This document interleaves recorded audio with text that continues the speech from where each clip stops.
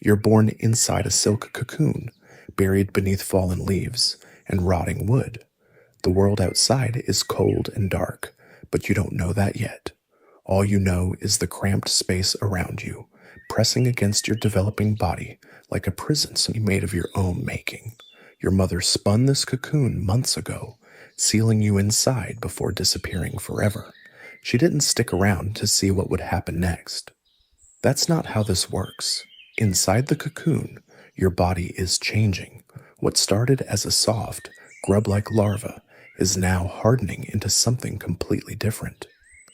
Legs are forming, wings are pressing against your back, and a long, beak-like projection is growing from your face. You don't control any of this. Your body just knows what to do, even if you don't understand why. The transformation takes weeks. Sometimes you feel your skin splitting, peeling away like old paint. Sometimes you feel new parts growing, stretching, taking shape. It's not comfortable, but it's not exactly painful either. It's just what happens. You're becoming something else, whether you like it or not. Then one day, the cocoon feels different. The walls that once felt solid now seem thin, almost fragile. You push against them, testing their strength. They give way slightly. You push harder, and suddenly the silk tears. Light floods in for the first time in your life. It's overwhelming, but you don't stop. You keep pushing, tearing, forcing your way out, until finally you break free. You're not what you were before. You have 4 wings now, long and narrow, stretched across your back. Your head is elongated, ending in a hard, pointed beak. Your legs are thin but strong, designed for gripping and climbing. You look nothing like the larva that went into the cocoon, and that's the point. You're a scorpionfly now, and the world is waiting. Your first instinct is to climb. You grip the nearest surface with your claws and pull yourself upward, away from the damp earth where you were buried. The light is coming from above, filtering through layers of leaves and branches. You follow it, climbing higher and higher until you reach the surface. The forest floor spreads out around you, covered in dead leaves, fallen branches, and the kind of decay that makes perfect hiding spots. You're hungry. You've been living off stored energy for weeks, and now that energy is gone. You need food, and you need it soon. But here's the thing about being a scorpionfly. You're not exactly built for hunting. Your beak is designed for scavenging, not killing. You're more of an opportunist than a predator. You wait for something else to do the hard work. Then you move in to claim what's left.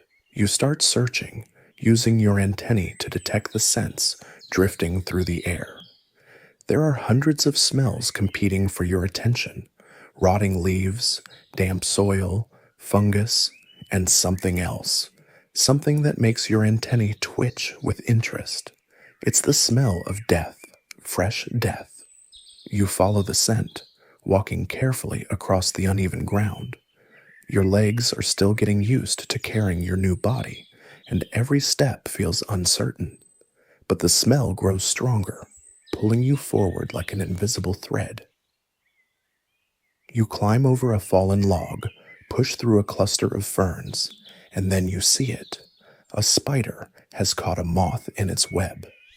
The moth is still twitching, its wings beating weakly against the sticky strands. The spider is already there, wrapping its prey in silk, preparing for a meal. This is exactly what you were looking for. You don't need to kill anything yourself. You just need to wait for the right moment to steal it. The spider works methodically, spinning silk around the moth's body. It's focused, completely absorbed in its task. That's your opening. You move closer, staying low, keeping your movements slow and deliberate. The spider doesn't notice you. Why would it? You're not a threat. You're just another insect in the forest. When the spider finishes wrapping its prey, it retreats to the center of the web to wait. The moth hangs there, motionless now, wrapped in a cocoon of silk. Perfect. You approach the web carefully, testing each strand with your front legs. Some of them are sticky, designed to trap prey. Others are not. You find the safe pathways, the structural threads that won't hold you captive. You reach the moth and grab it with your beak, tearing through the silk wrapping. The spider notices immediately and rushes toward you, but you're already retreating. You back away from the web, dragging the moth with you. The spider follows, angry and defensive, but it won't leave its web. It can't afford to. That web is its life, and abandoning it would mean starting over. You reach the edge of the web and drop to the ground, still holding the moth. The spider watches from above, probably calculating whether the loss is worth pursuing. It decides it's not. It turns and goes back to repairing the damage you caused. You disappear into the underbrush with your stolen meal. The moth is still fresh, still warm. You tear into it with your beak, breaking through the exoskeleton to reach the soft tissue inside. It's exactly what you needed. The protein will fuel your body, help you grow stronger, prepare you for what comes next. Because this is just the beginning. You're going to need a lot more food if you want to survive. Over the next few days, you develop a routine. You search for opportunities, following scents and sounds that might lead to food. Sometimes, you find dead insects that have fallen from trees. Sometimes you discover the remains of battles between other predators. Sometimes you steal from spiders, just like you did with the moth. It's not glamorous work, but it keeps you alive. You learn to recognize the signs of fresh kills, the smell of blood, the buzzing of flies, the agitation of other scavengers. You learn which predators are worth robbing and which ones are too dangerous to approach. A spider in its web is manageable. A praying mantis with a fresh kill is not. You pick your battles carefully. You also learn about competition. You're not the only scavenger in the forest.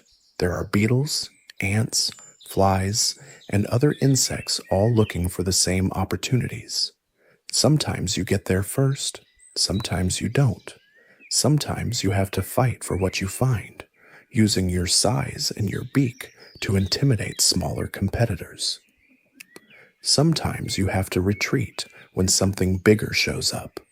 It's a constant struggle, but you're getting better at it. Your movements become more confident, your timing improves, and your ability to read situations sharpens.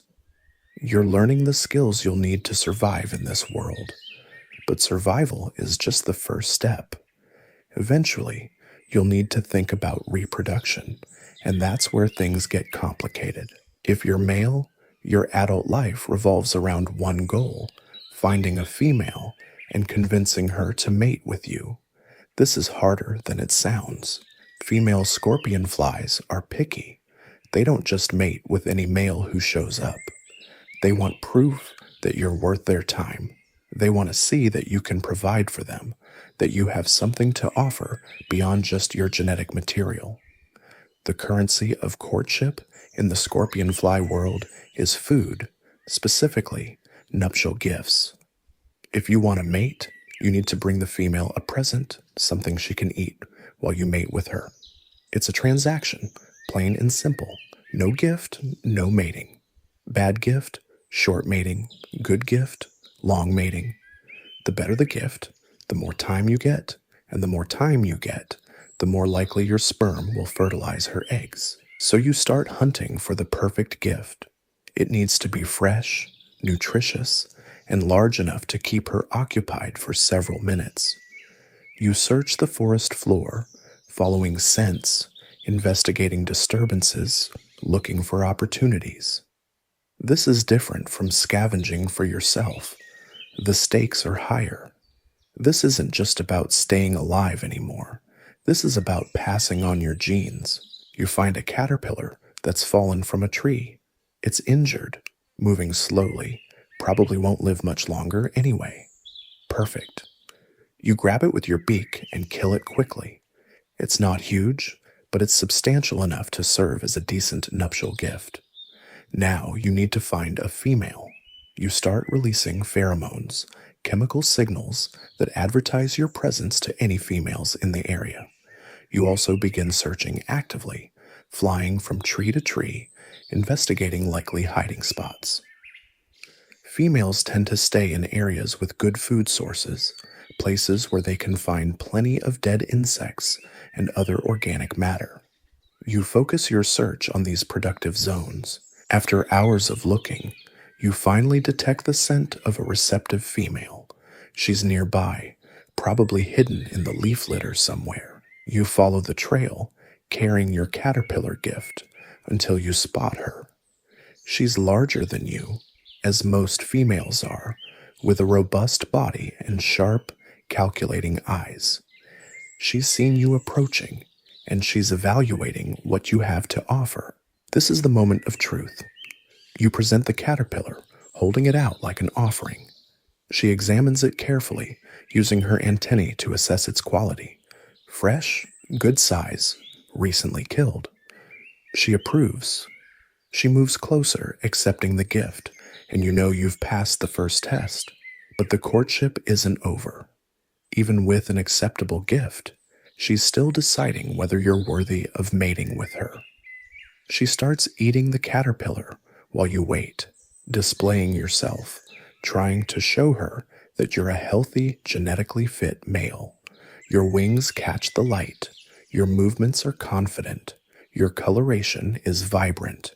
You're doing everything you can to impress her. Finally, she signals her acceptance. You move behind her, mounting her carefully while she continues eating. This is it. This is what everything has been building toward. The entire reason for your existence distilled down to this single moment. You mate with her while she consumes your gift, both of you focused on your respective tasks. The mating lasts as long as the food does. When she finishes eating the caterpillar, she's done with you too. She shakes you off and flies away, leaving you behind. You've served your purpose. Your sperm is inside her now, competing with the sperm of other males she's mated with. Whether your genes make it to the next generation depends on factors you can't control anymore. But your job isn't finished, not if you want to maximize your reproductive success.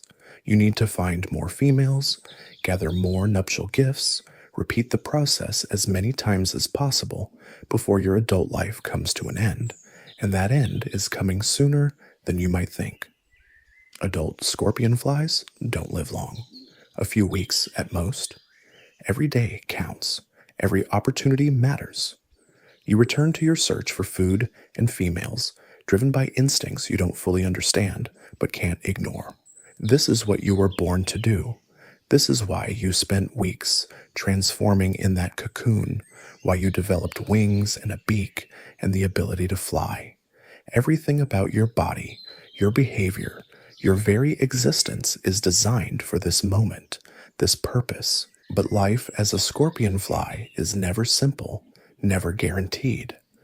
There are predators everywhere, competitors for every resource, and challenges you haven't even encountered yet.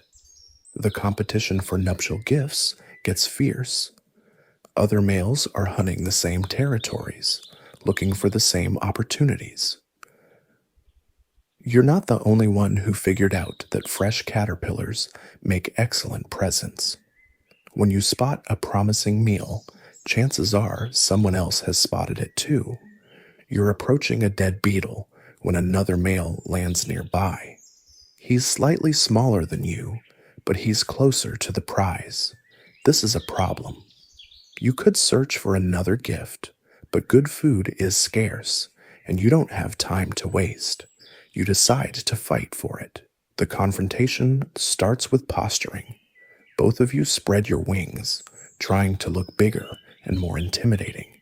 You face off over the beetle, neither willing to back down. Then he makes his move, lunging forward to grab the carcass. You intercept him midway, and suddenly you're locked in combat.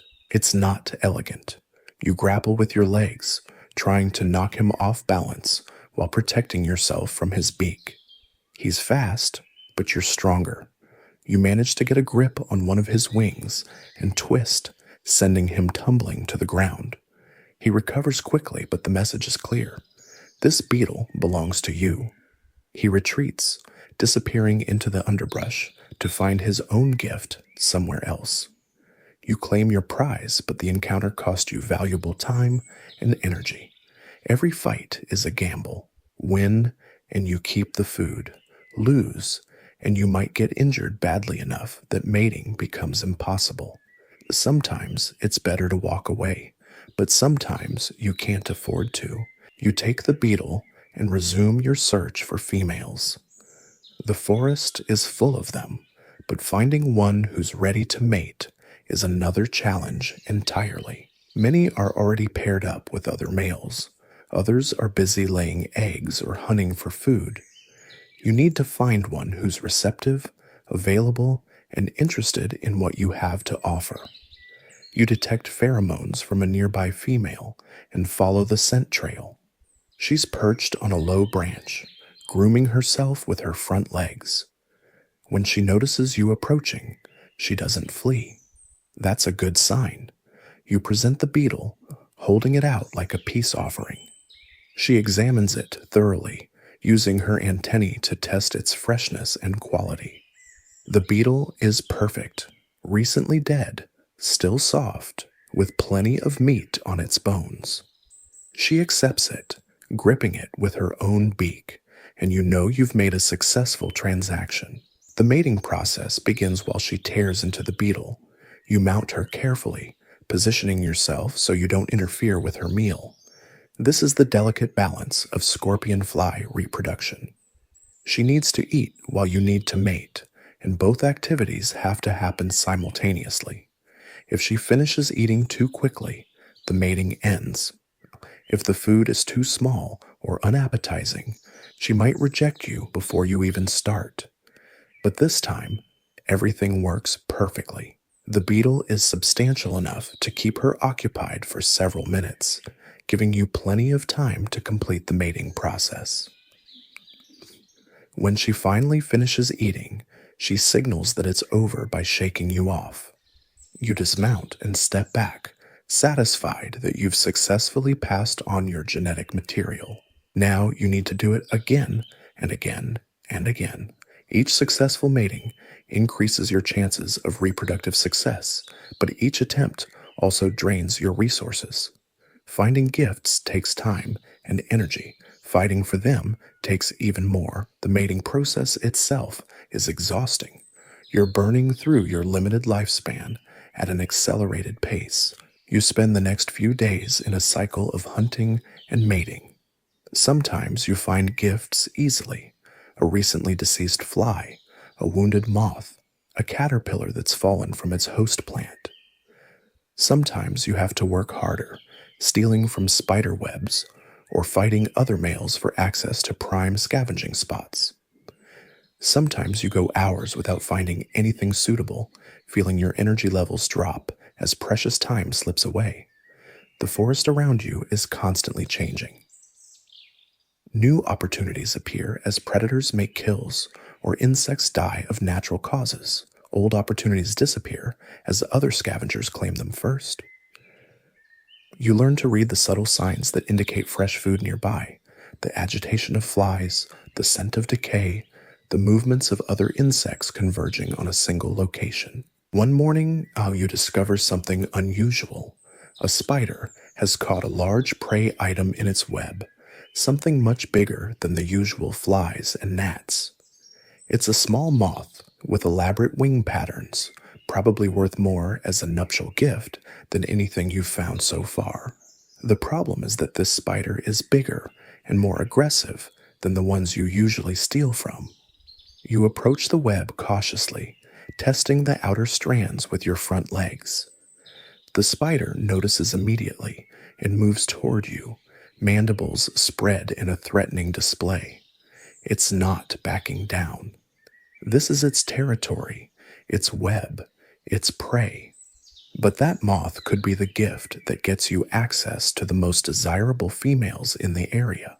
You decide to take the risk. You dart forward, grabbing the moth with your beak and tearing it free from the silk wrapping.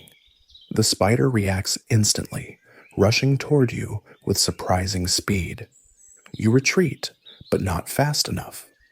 It manages to grab one of your hind legs with its front claws, trying to drag you back into the web. For a moment, you're caught in a tug of war. The spider wants to reclaim its prey and possibly make you its next meal. You want to escape with your stolen gift intact.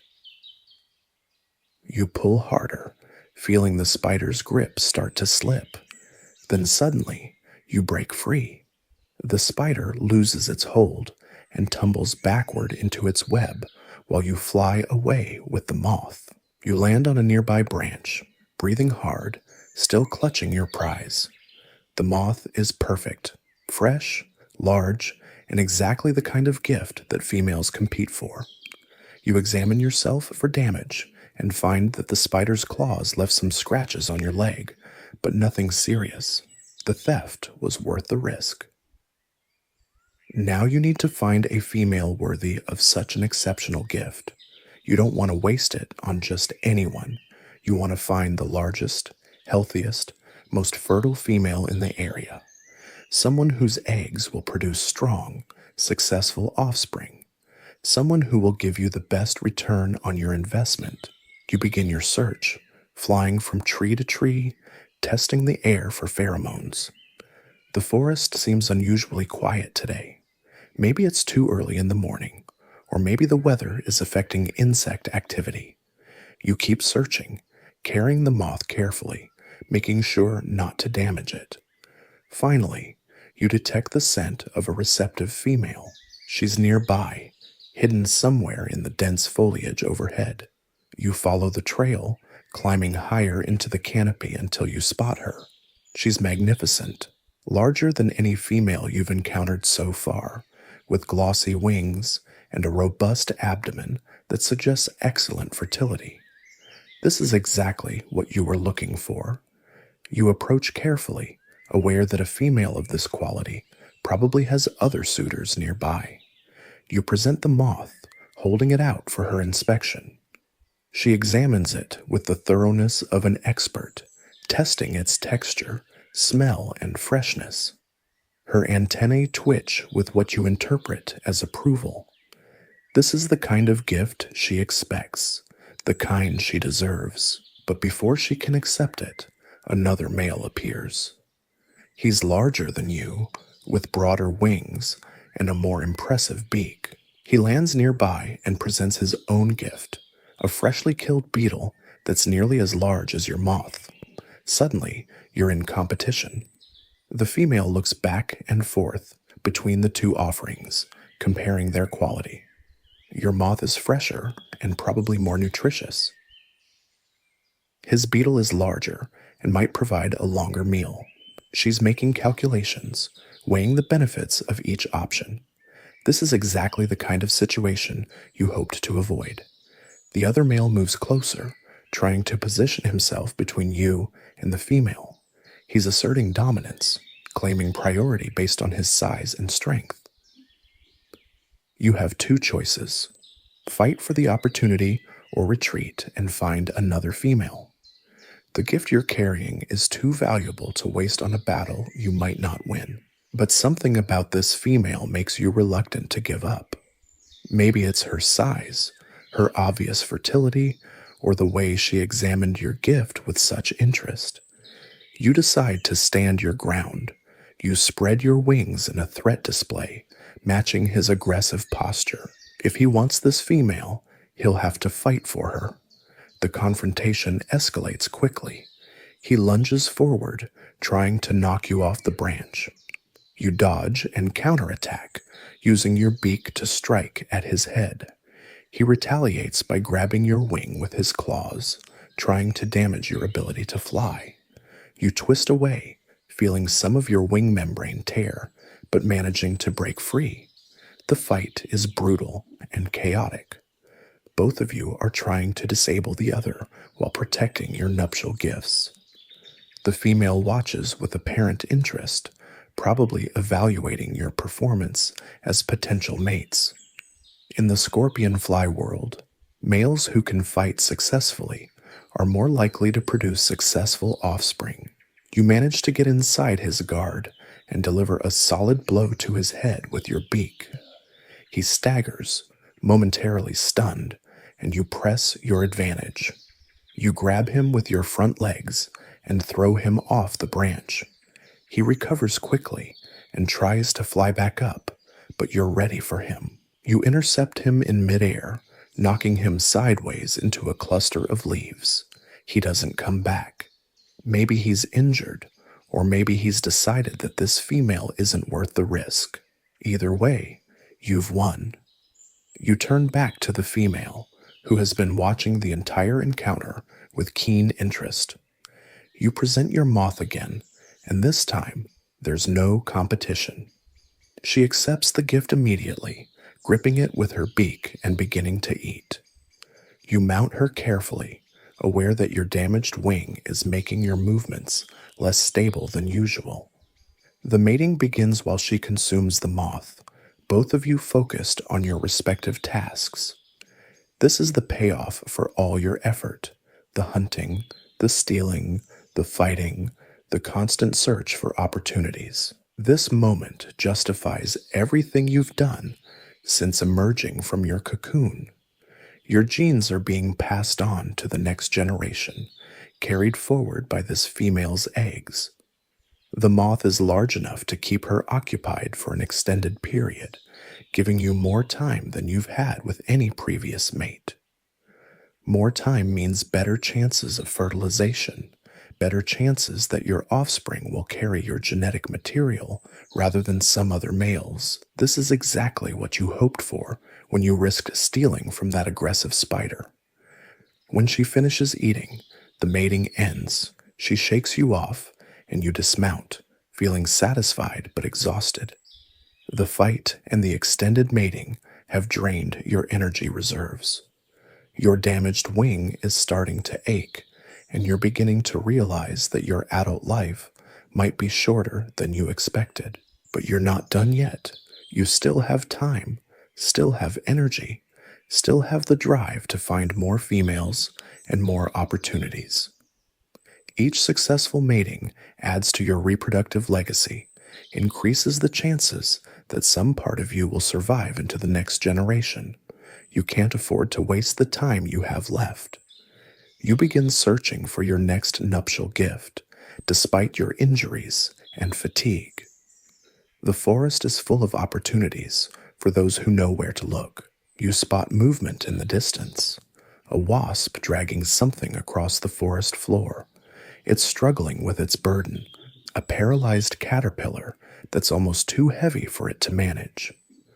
The wasp keeps stopping, adjusting its grip, then continuing its laborious journey toward whatever nest it's building.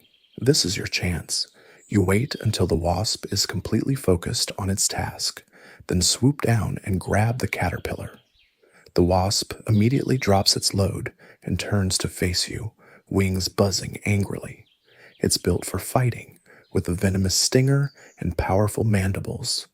But it's also small, and you have the advantage of surprise.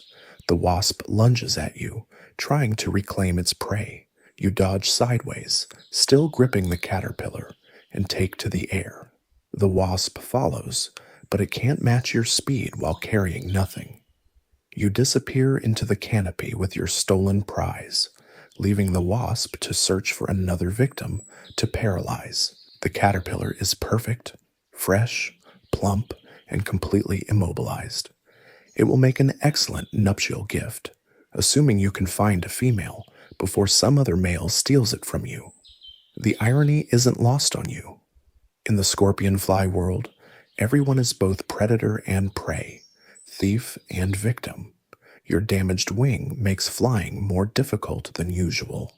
You have to work harder to stay airborne, and your movements lack the grace they once had.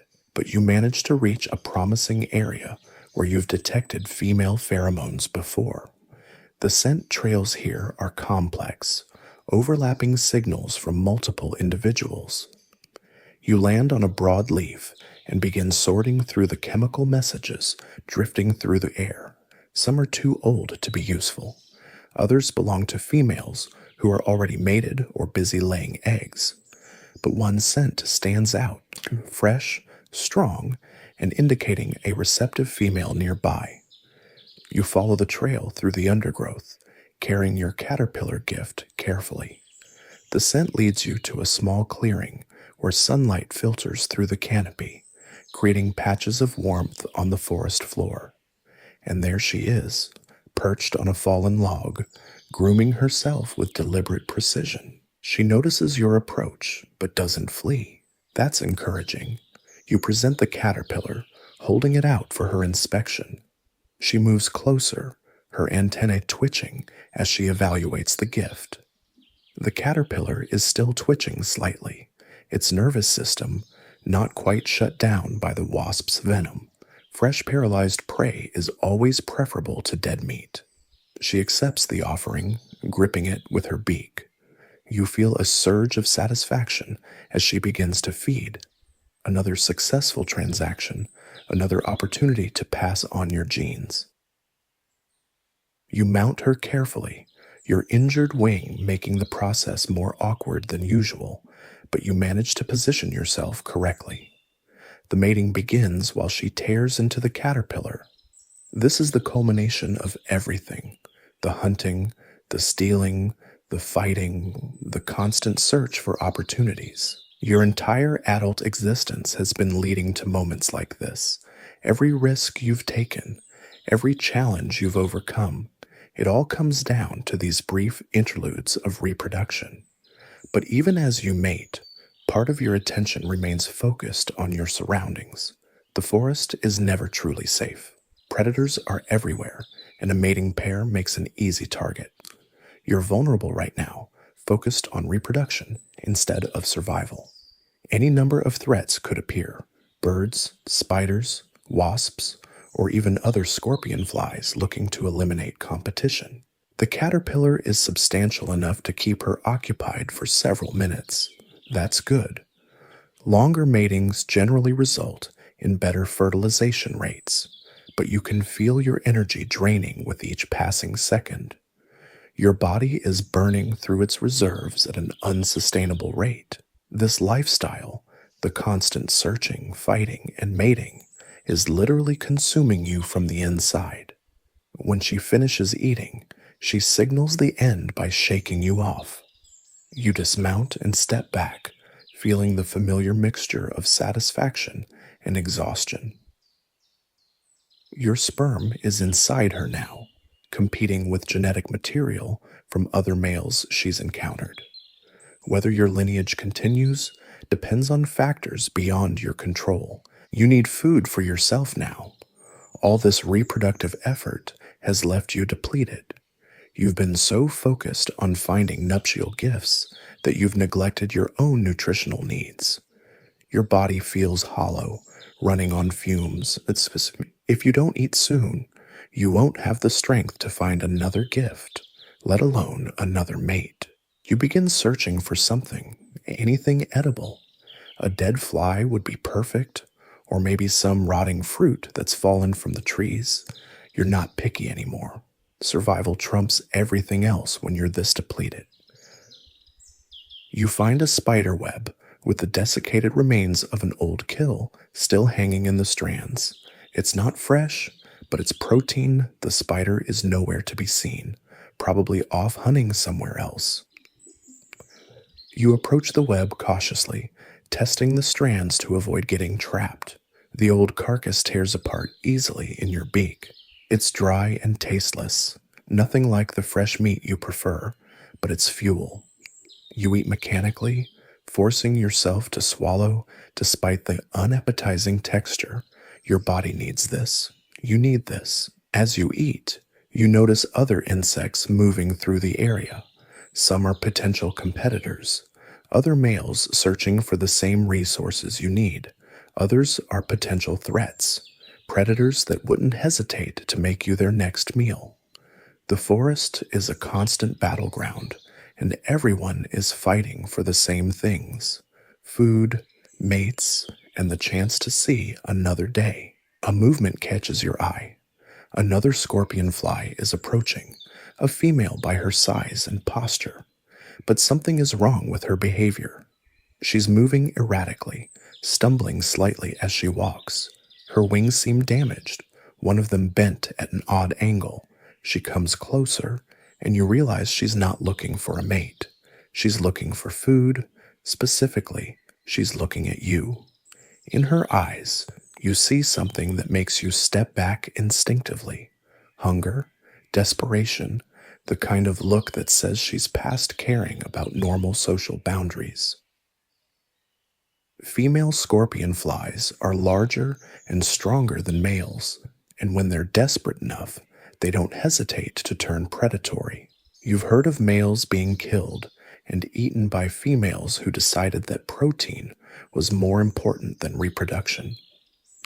Looking at her now, you suspect you're about to become intimately familiar with this phenomenon. She lunges forward without warning. You barely dodge her attack, your damaged wing making your escape clumsy and uncoordinated.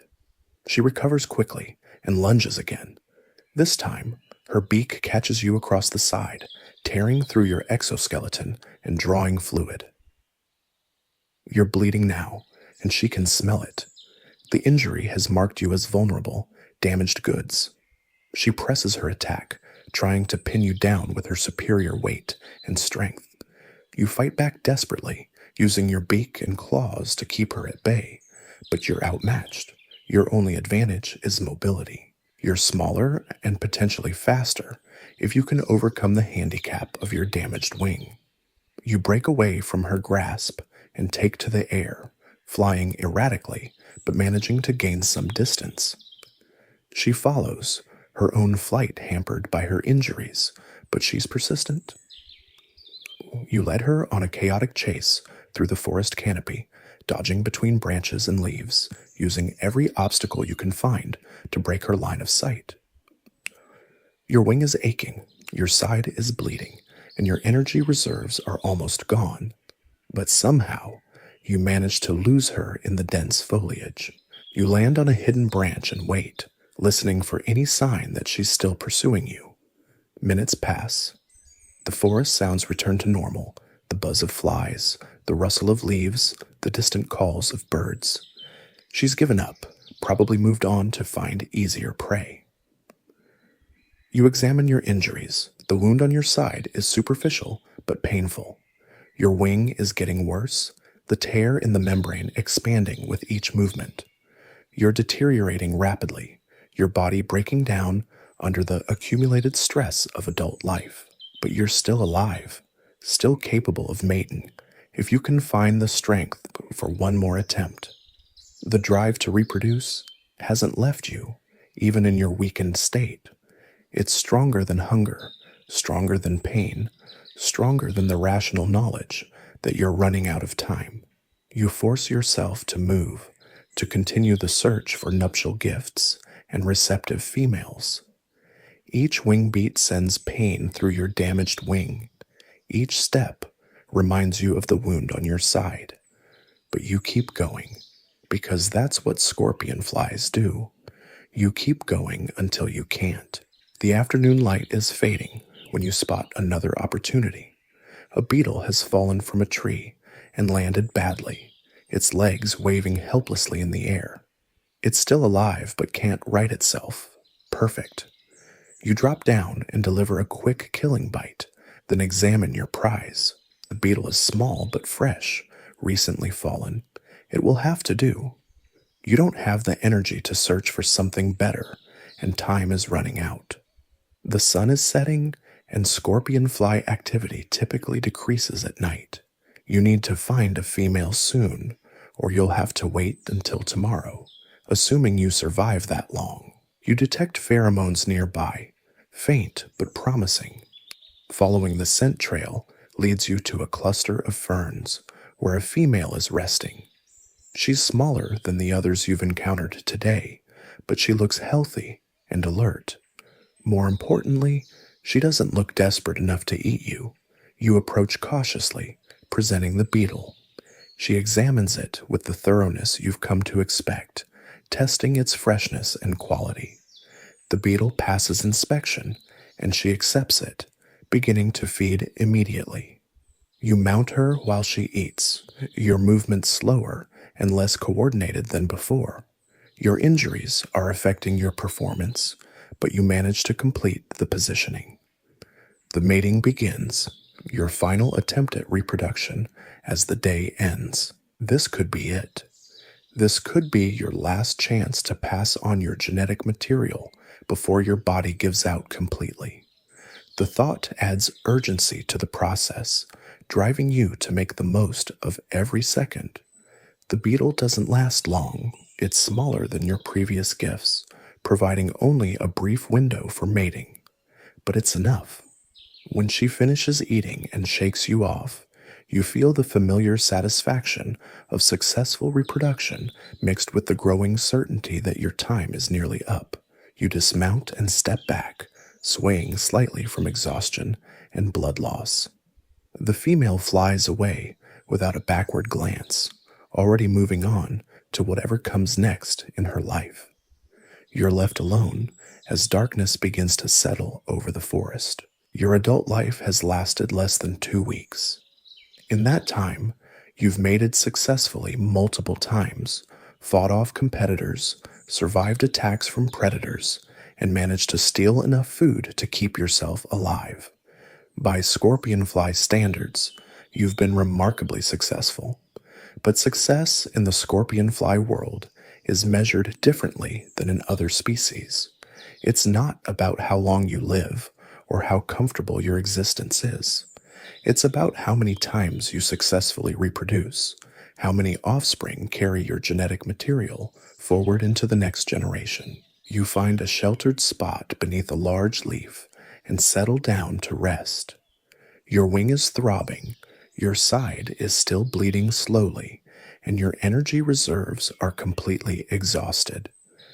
You know you probably won't see another sunrise, but that's okay. You've done what you were born to do. The forest around you is settling into its nighttime rhythm. Nocturnal predators are beginning to stir, while diurnal species like yourself are finding places to hide until dawn. But you're not hiding anymore. You're simply waiting for the inevitable end. Your life as a Scorpionfly is almost over, but the genetic legacy you've created will continue. Somewhere in the forest, females are carrying your sperm, preparing to lay eggs that will develop into the next generation. Some of those offspring will carry your traits, your abilities, your particular combination of genes that allowed you to survive and reproduce in this harsh environment. That's the real measure of success in the natural world, not individual survival, but genetic continuity, not personal comfort, but reproductive achievement. You came into this world with one purpose, and despite all the challenges and setbacks, you fulfilled it. The night sounds grow louder as your consciousness begins to fade. Somewhere in the darkness, other Scorpionflies are still hunting, still mating, still fighting the same battles you've just finished. The cycle continues, endless and relentless, driven by the same instincts that brought you this far. Your last thought is of the females you've mated with, the gifts you've provided, the genetic material you've contributed to the future. In a few months, when the weather warms again, new Scorpionflies will emerge from their cocoons, carrying forward the traits that made you successful. Your individual story is ending, but your genetic story is just beginning. The sun rises on your final day, though you don't know it yet. Your body feels different now, heavier, slower, like something essential has been drained away. The wound on your side has stopped bleeding, but it's left you weak. Your damaged wing barely supports your weight when you try to fly. Every movement takes effort you don't really have, but the drive is still there. That relentless urge to find one more mate, one more opportunity to pass on your genes. It's stronger than pain, stronger than exhaustion, stronger than the growing certainty that your time is running out. You force yourself to move, to search, because that's what scorpion flies do until they physically can't anymore. The forest floor is covered in morning dew, making everything slippery and treacherous. Your legs struggle to find purchase on the wet surfaces. Other insects are waking up around you, beginning their own daily struggles for survival. Some eye you with interest, not as a potential mate or competitor, but as something wounded and vulnerable, easy prey. You need to find food, but more importantly, you need to find another nuptial gift. The hunger gnawing at your own body is secondary to the biological imperative driving you forward. One more mating, one more chance. That's all you need. A commotion nearby catches your attention. Two beetles are fighting over something, a piece of rotting fruit that's fallen from the canopy above. They're so focused on their territorial dispute that they don't notice you approaching. This could be your chance, but you'll have to time it perfectly. You wait until one beetle manages to drive off the other, then swoop down as the victor claims its prize. Your damaged wing makes the approach clumsy, but you manage to grab the fruit chunk and take off before the beetle can react. It buzzes angrily below you, but it can't fly. The prize is yours. The fruit is overripe, almost fermented, but it's substantial enough to serve as a decent gift. You test its weight in your beak, heavier than you'd prefer in your current condition, but manageable. Now you just need to find a female who'll accept it. Your search takes longer than usual. Your damaged wing forces you to rest frequently, and each landing sends jolts of pain through your injured side. The morning is warming up, and other males are becoming active, creating more competition for both gifts and mates. You're operating at a severe disadvantage now. Finally, you detect promising pheromones coming from a cluster of dead logs. The scent is strong, indicating a receptive female nearby. You follow the trail, moving as quickly as your injuries allow. Time is critical. Other males have probably detected the same signals. You find her perched on a moss-covered branch, preening her antennae with deliberate care. She's medium-sized for a female, not the largest you've encountered, but healthy-looking and clearly ready to mate. More importantly, she's alone, no competitors in sight, at least not yet. You approach cautiously, aware that your awkward movements might make you seem like damaged goods. Females prefer strong, healthy males, and you're clearly neither at this point, but the fruit chunk in your beak is your bargaining chip. Quality gifts can sometimes overcome physical shortcomings. She notices you immediately, her head turning to track your approach. Her antennae twitch as she evaluates both you and your offering. You can almost see her making calculations. Is the gift worth mating with an obviously injured male? You present the fruit, holding it out hopefully. She examines it thoroughly, more thoroughly than any female has examined your previous gifts. She's being cautious, probably sensing your weakness and wondering if you're worth the risk. The fruit is good quality, but you're not. She's weighing her options. After what feels like an eternity, she accepts the gift. Relief floods through you as she grips the fruit with her beak and begins to feed. You've passed another test, overcome another obstacle. Your injuries haven't disqualified you completely. You mount her carefully, your movements even more awkward than before. Your damaged wing makes it difficult to maintain balance, and the wound on your side pulls painfully when you position yourself. But you manage it, driven by instincts that override physical discomfort. The mating begins while she works through the fruit. This could very well be your last successful reproduction, and some part of you seems to understand that. You put everything you have left into the process, every remaining ounce of energy and genetic potential. The fruit lasts longer than you expected, giving you more time than you've had in days. Your body responds despite its deteriorated condition, driven by biological imperatives that transcend individual survival. This is why you exist, why your entire species exists. This moment justifies everything. When she finishes eating, she shakes you off with the usual dismissive gesture. You dismount unsteadily, nearly falling as your damaged wing fails to support your weight properly.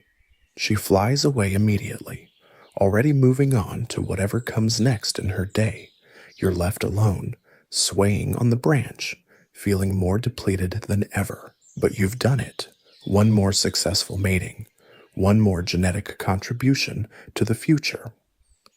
Your offspring count has increased again, improving the odds that some part of you will survive into the next generation.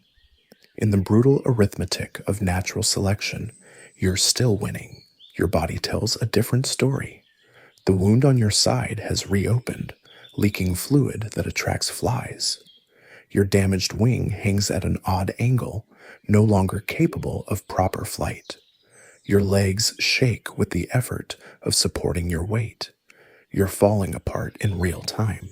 You need food for yourself now, something to replace the energy you've just expended. But finding food requires energy you don't have. It's a vicious cycle that you're not sure you can break.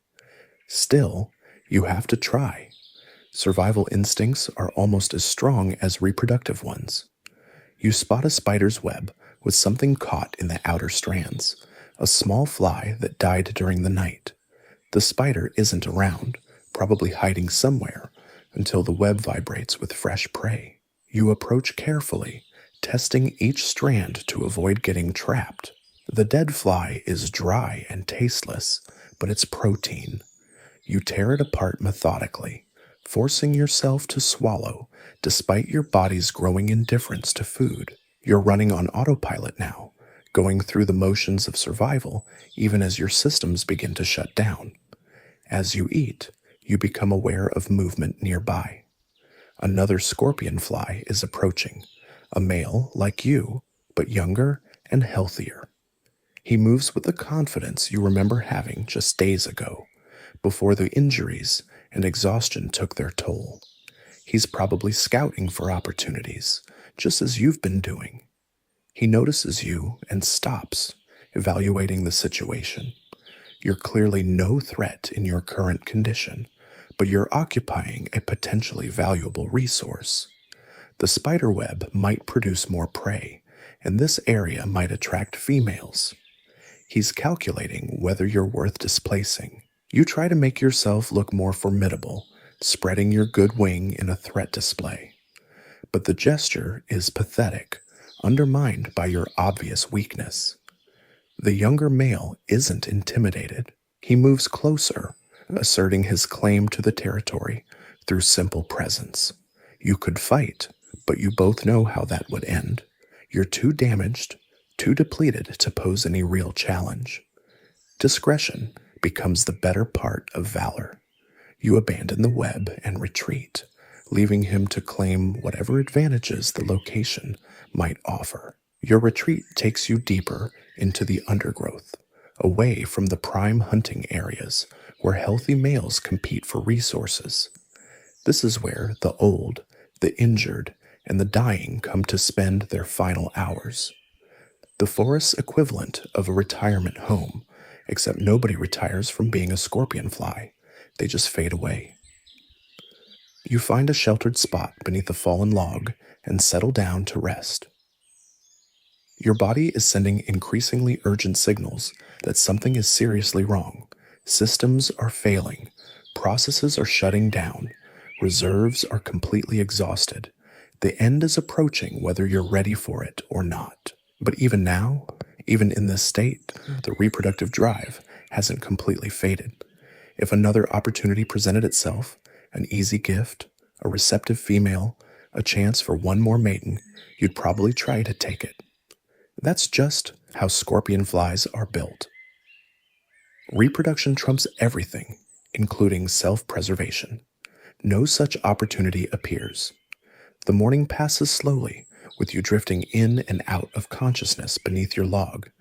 Other insects move through the area, but none pay attention to you.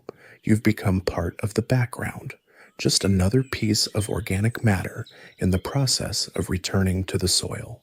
The sun reaches its zenith and begins its descent. Your second day of serious decline is drawing to a close, and you haven't accomplished anything beyond that single morning mating. No gifts found, no new females encountered, no additional reproductive success. By your species' standards, it's been a wasted day, but maybe that's okay. Maybe you've done enough. You've mated successfully multiple times over your brief adult life, contributed your genetic material to numerous females, and given your offspring the best possible start in their own struggles for survival. In the grand scheme of Scorpionfly existence, you've been remarkably successful. Your thoughts, such as they are, drift to those females you've mated with over the past 2 weeks. Some of them are probably already laying eggs, depositing your genetic legacy in hidden locations throughout the forest. Others might still be carrying your sperm, waiting for the right conditions to begin the reproductive process. Each of those eggs represents a chance for your traits to continue into the next generation. Your particular combination of speed, cunning, and persistence, the qualities that allowed you to survive and reproduce in this harsh environment, will be passed on to some of your offspring. They'll face the same challenges you've faced, fight the same battles, experience the same drives. Some will succeed, as you did. Others will fail, as many do. That's the nature of natural selection, a brutal but effective system for ensuring that only the most successful traits survive over time. Your participation in this system is nearly complete. The afternoon light begins to fade, casting long shadows across the forest floor. Nocturnal creatures are starting to stir, while diurnal species like yourself are seeking shelter for the night. But you're not really seeking anything anymore. You're just existing, moment by moment, waiting for your biological systems to finally give up. A sound catches your attention, the approach of another insect. You look up to see a female scorpionfly landing nearby. She's large and healthy looking, exactly the kind of mate you would have pursued aggressively just days ago. But now, you can barely lift your head to look at her properly. She notices you and approaches cautiously. At first, you think she might be interested in mating, though you can't imagine what kind of gift you could possibly offer in your current state. Then you see the look in her eyes, and you understand she's not here for reproduction. She's here for protein. Female scorpionflies don't hesitate to turn predatory when the opportunity presents itself, especially when they encounter males too weak to fight back effectively. You represent an easy meal, a concentrated source of the nutrients she needs to support her own reproductive efforts. It's the circle of life in its most direct form. You try to move, to escape, but your body won't respond properly. Your legs shake with the effort of standing, and your damaged wing provides no lift at all. You're trapped by your own deteriorated condition, unable to flee from the inevitable. She approaches slowly, almost gently, as if she understands that you're no longer capable of resistance. There's no malice in her actions, just the practical application of survival instincts. You're dying anyway. She's simply making productive use of the protein you represent. Her beak pierces your exoskeleton with surgical precision. There's surprisingly little pain, just a spreading numbness that actually feels like relief after days of constant discomfort. Your vision begins to blur as your nervous system starts shutting down. In your final moments, you're aware of the irony. You've spent your entire adult life pursuing females for reproduction, and now a female is ending that life for her own biological needs. It's fitting, in a way, even in death, you're contributing to the reproductive success of your species. Your last coherent thought is of continuation. The genes you've passed on will survive this moment, carried forward by the eggs already fertilized with your sperm. Your individual story is ending, but your genetic story will continue through your offspring. That's the only form of immortality available to creatures like you. The forest sounds begin to fade as your consciousness slips away. Somewhere in the darkness, other scorpion flies are still hunting, still mating, still fighting the same battles you've just finished. The cycle continues, endless and relentless, driven by the same biological imperatives that brought you this far.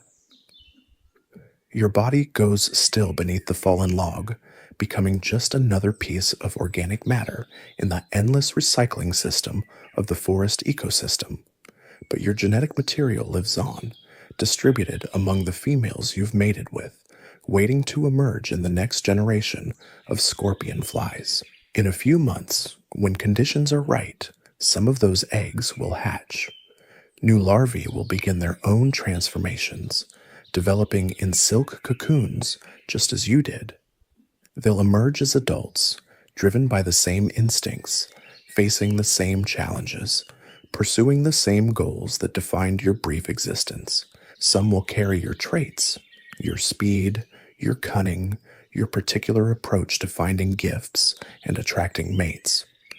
Those traits will be tested against the harsh realities of forest life, and if they prove successful, they'll be passed on again.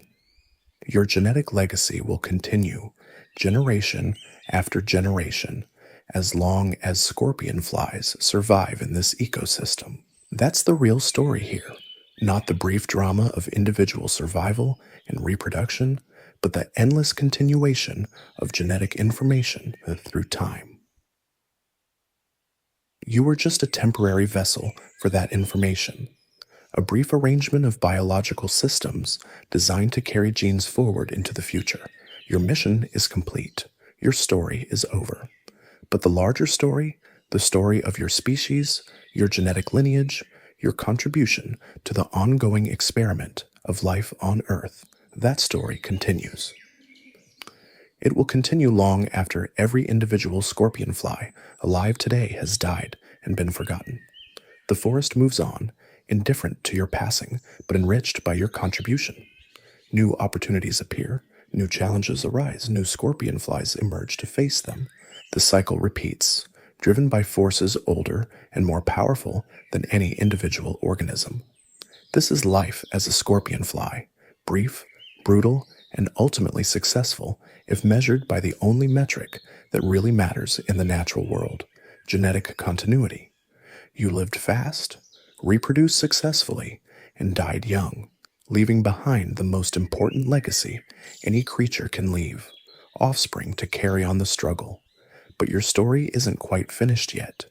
While your body feeds another scorpion fly under that fallen log, something remarkable is happening elsewhere in the forest.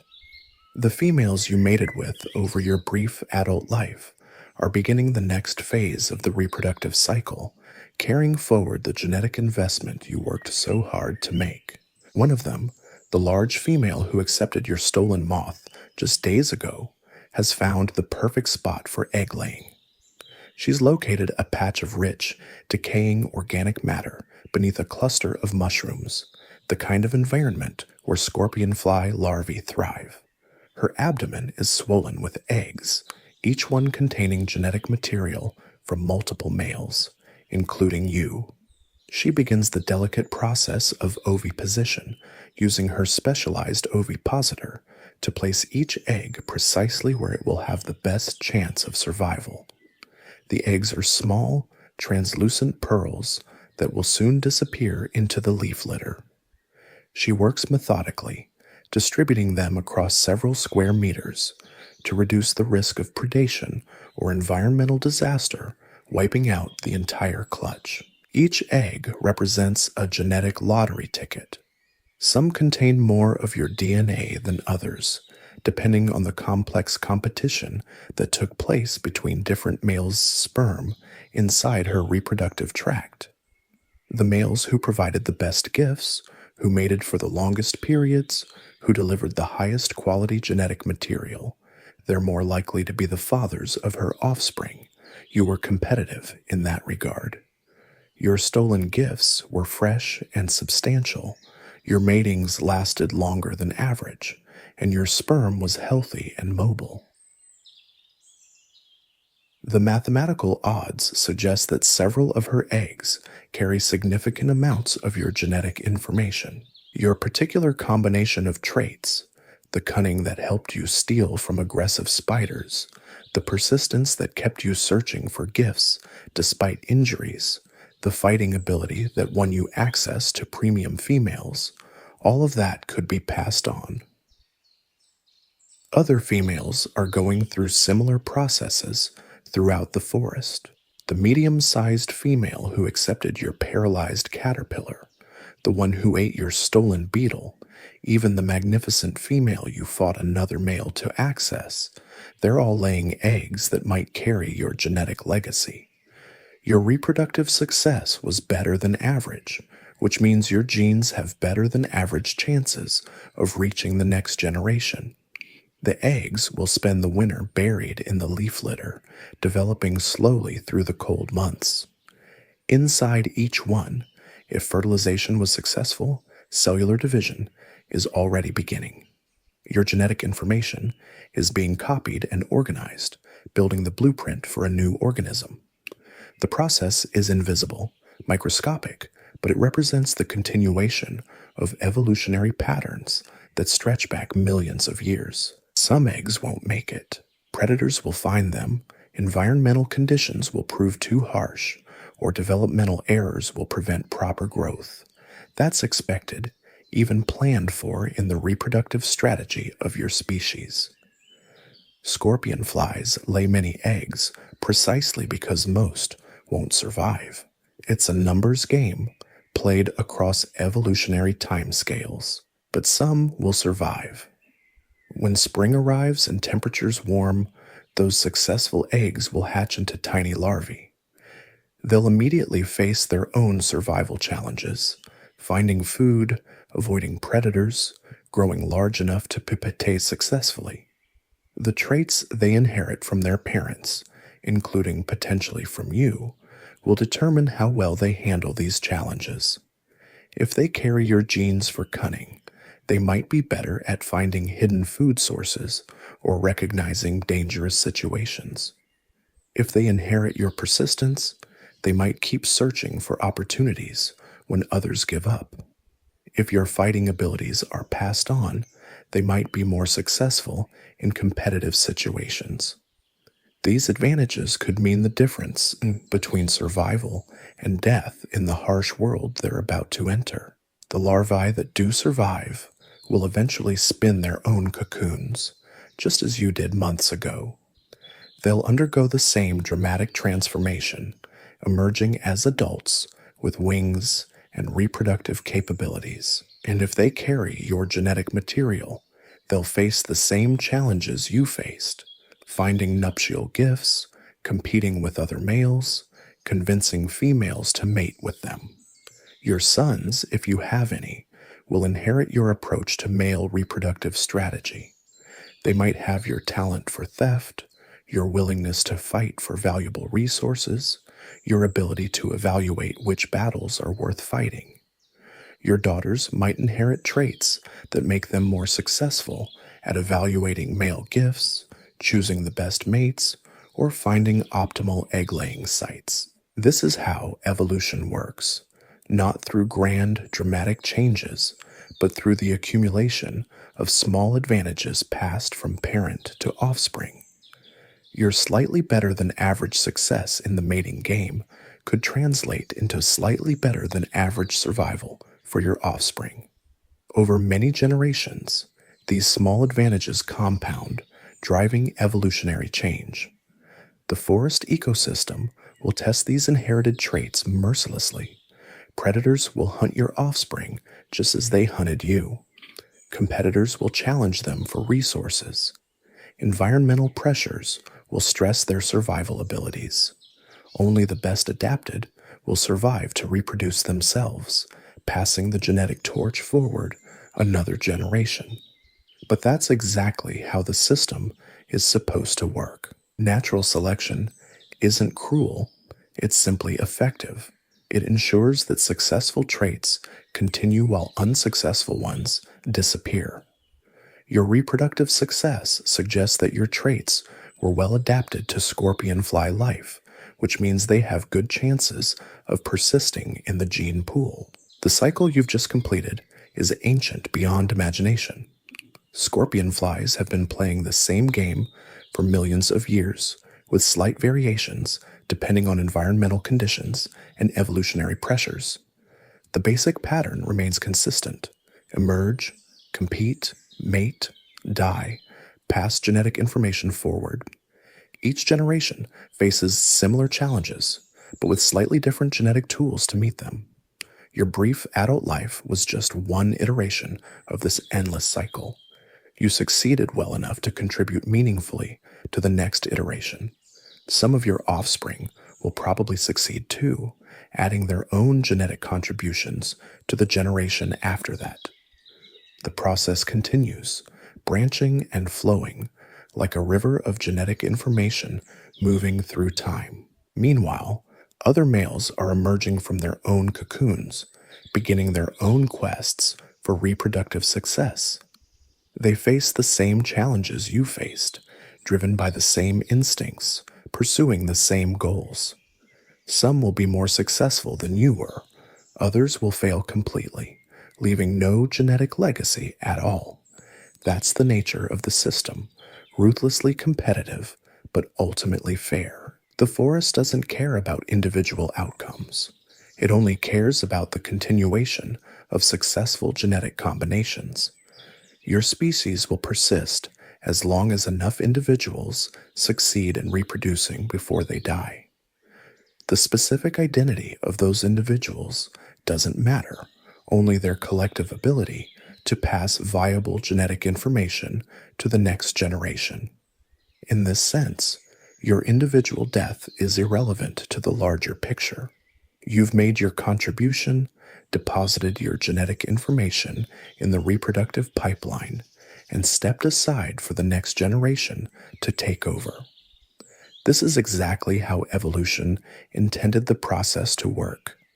Brief individual lives serving the longer-term interests of genetic continuity. The females carrying your genes will continue their own survival struggles through the winter months. They need to stay alive long enough to lay all their eggs, find suitable sites for each clutch, and ensure that their reproductive efforts aren't wasted.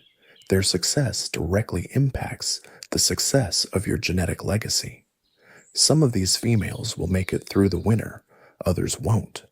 Disease, predation, starvation, or simple bad luck will claim some of them before they can complete their reproductive duties.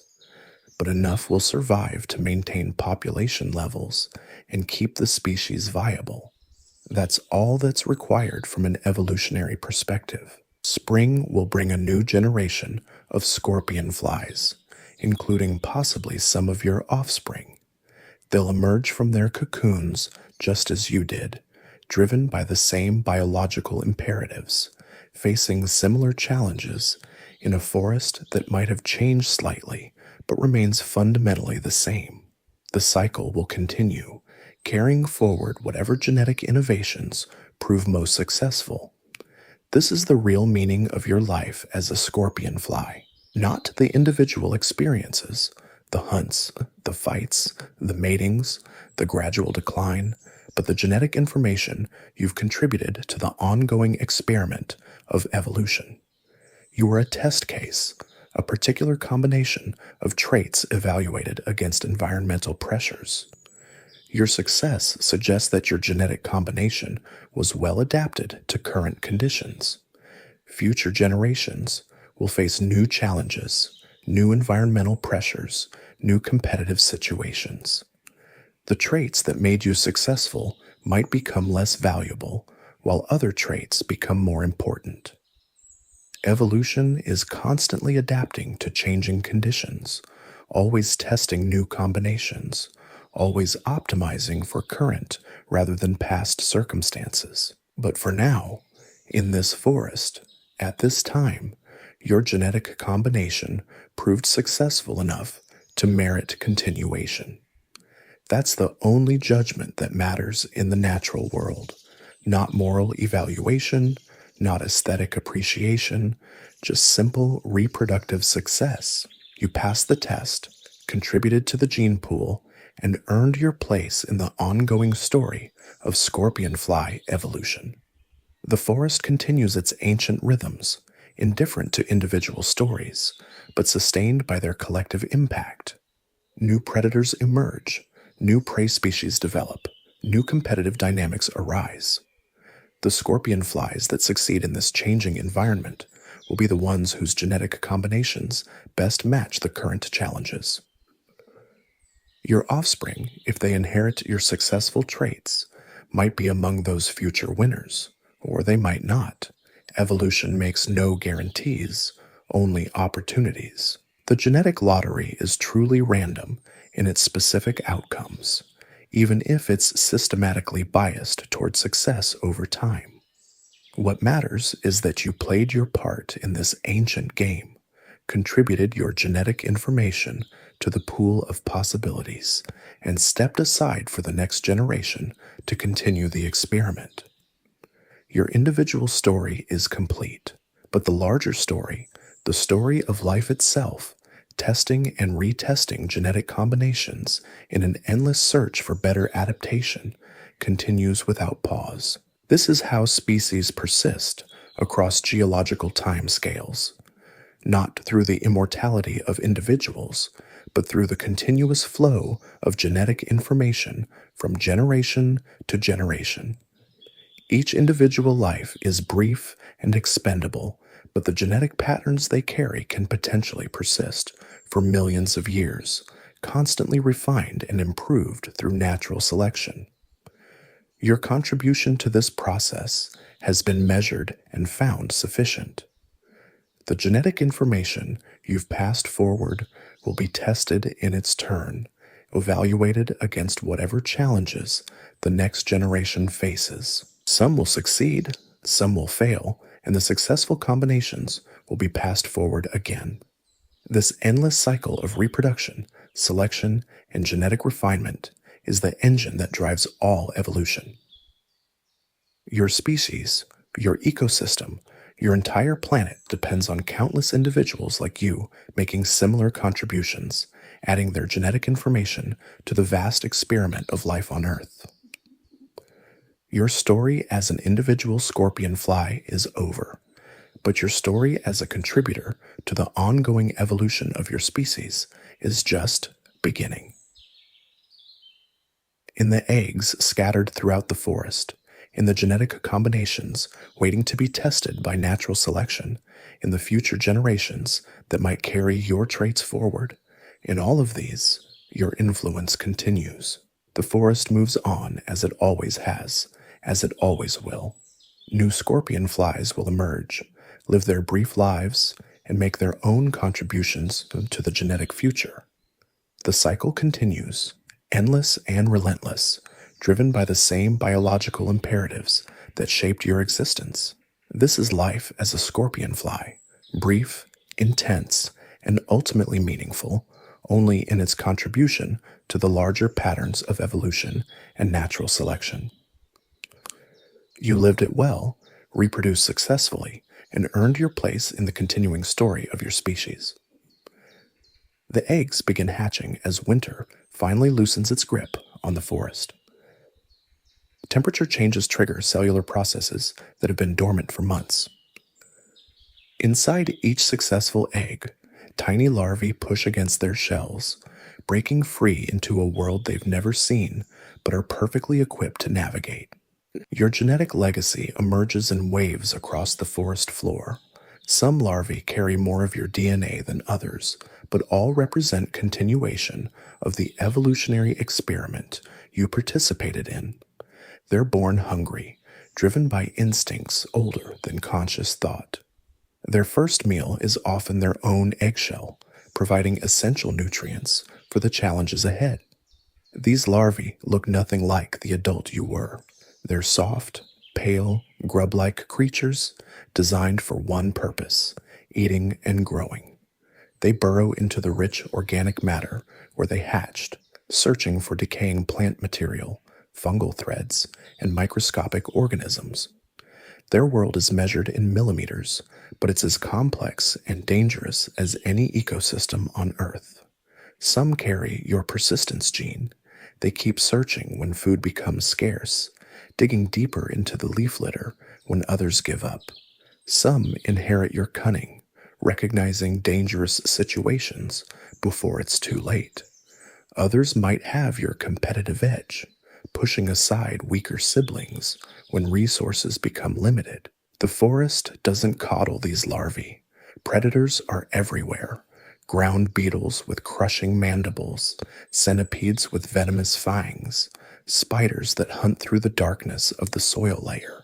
Many of your potential offspring disappear in the first few days, their brief lives ending before they've had a chance to demonstrate whatever traits they might have inherited. But some survive. They grow larger with each successful feeding, their bodies expanding to accommodate the constant intake of organic matter.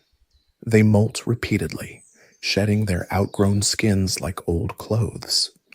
Each molt represents a successful navigation of the challenges facing soil-dwelling larvae. Each survivor carries forward genetic information that proved useful in this harsh environment. Months pass. The successful larvae reach maturity and begin the transformation that will determine whether your genetic investment pays off. They spin cocoons, just as you did, sealing themselves away from the world while their bodies undergo radical reconstruction. Inside these silk chambers, larvae become adults, developing wings, reproductive organs, and the specialized mouthparts that define scorpionfly existence. Some cocoons are discovered and destroyed by predators. Others fail due to developmental problems or environmental stresses, but enough succeed to maintain population levels. The survivors emerge as new adults, carrying genetic combinations that include portions of your DNA mixed with material from other successful parents. Your sons, if any survive to adulthood, face the same challenges you once faced. They must find nuptial gifts, compete with other males, and convince females to mate with them. The traits they inherited from you, your hunting skills, your fighting ability, your persistence in the face of obstacles, will be tested against current environmental conditions. If conditions haven't changed much since your time, your genetic contributions might provide significant advantages. Your sons might be better at stealing from spider webs, more successful in combat with rivals, more persistent in their search for mates. These advantages could translate directly into reproductive success, carrying your genetic legacy forward another generation. Your daughters face different challenges, but equally important ones. They must evaluate male gifts, choose appropriate mates, and find suitable sites for laying their own eggs. If they inherited your ability to assess quality, to recognize deception, to make good decisions under pressure, they might be more successful than their competitors. The forest has changed slightly since your time. New predators have moved in, weather patterns have shifted, and the competitive landscape has evolved. Some traits that were valuable during your lifetime might be less important now. Others might have become more crucial. This is how natural selection works, constantly testing genetic combinations against current rather than past conditions. Your genetic contributions will be evaluated not based on your individual success, but on how well they help your offspring navigate whatever challenges they encounter. Evolution doesn't care about past accomplishments, only present performance. Your genes must prove their worth all over again in each new generation. Some of your offspring will succeed spectacularly, becoming the dominant individuals in their local populations. Others will fail completely, leaving no genetic trace of their existence. Most will fall somewhere in between, achieving modest reproductive success that keeps your genetic line alive without making it dominant. This variation is exactly what evolution requires. Natural selection needs genetic diversity to work with, different combinations to test against environmental challenges. Your contribution to this diversity ensures that your species maintains the flexibility needed to adapt to changing conditions. The reproductive cycle continues with your descendants playing roles similar to the one you played.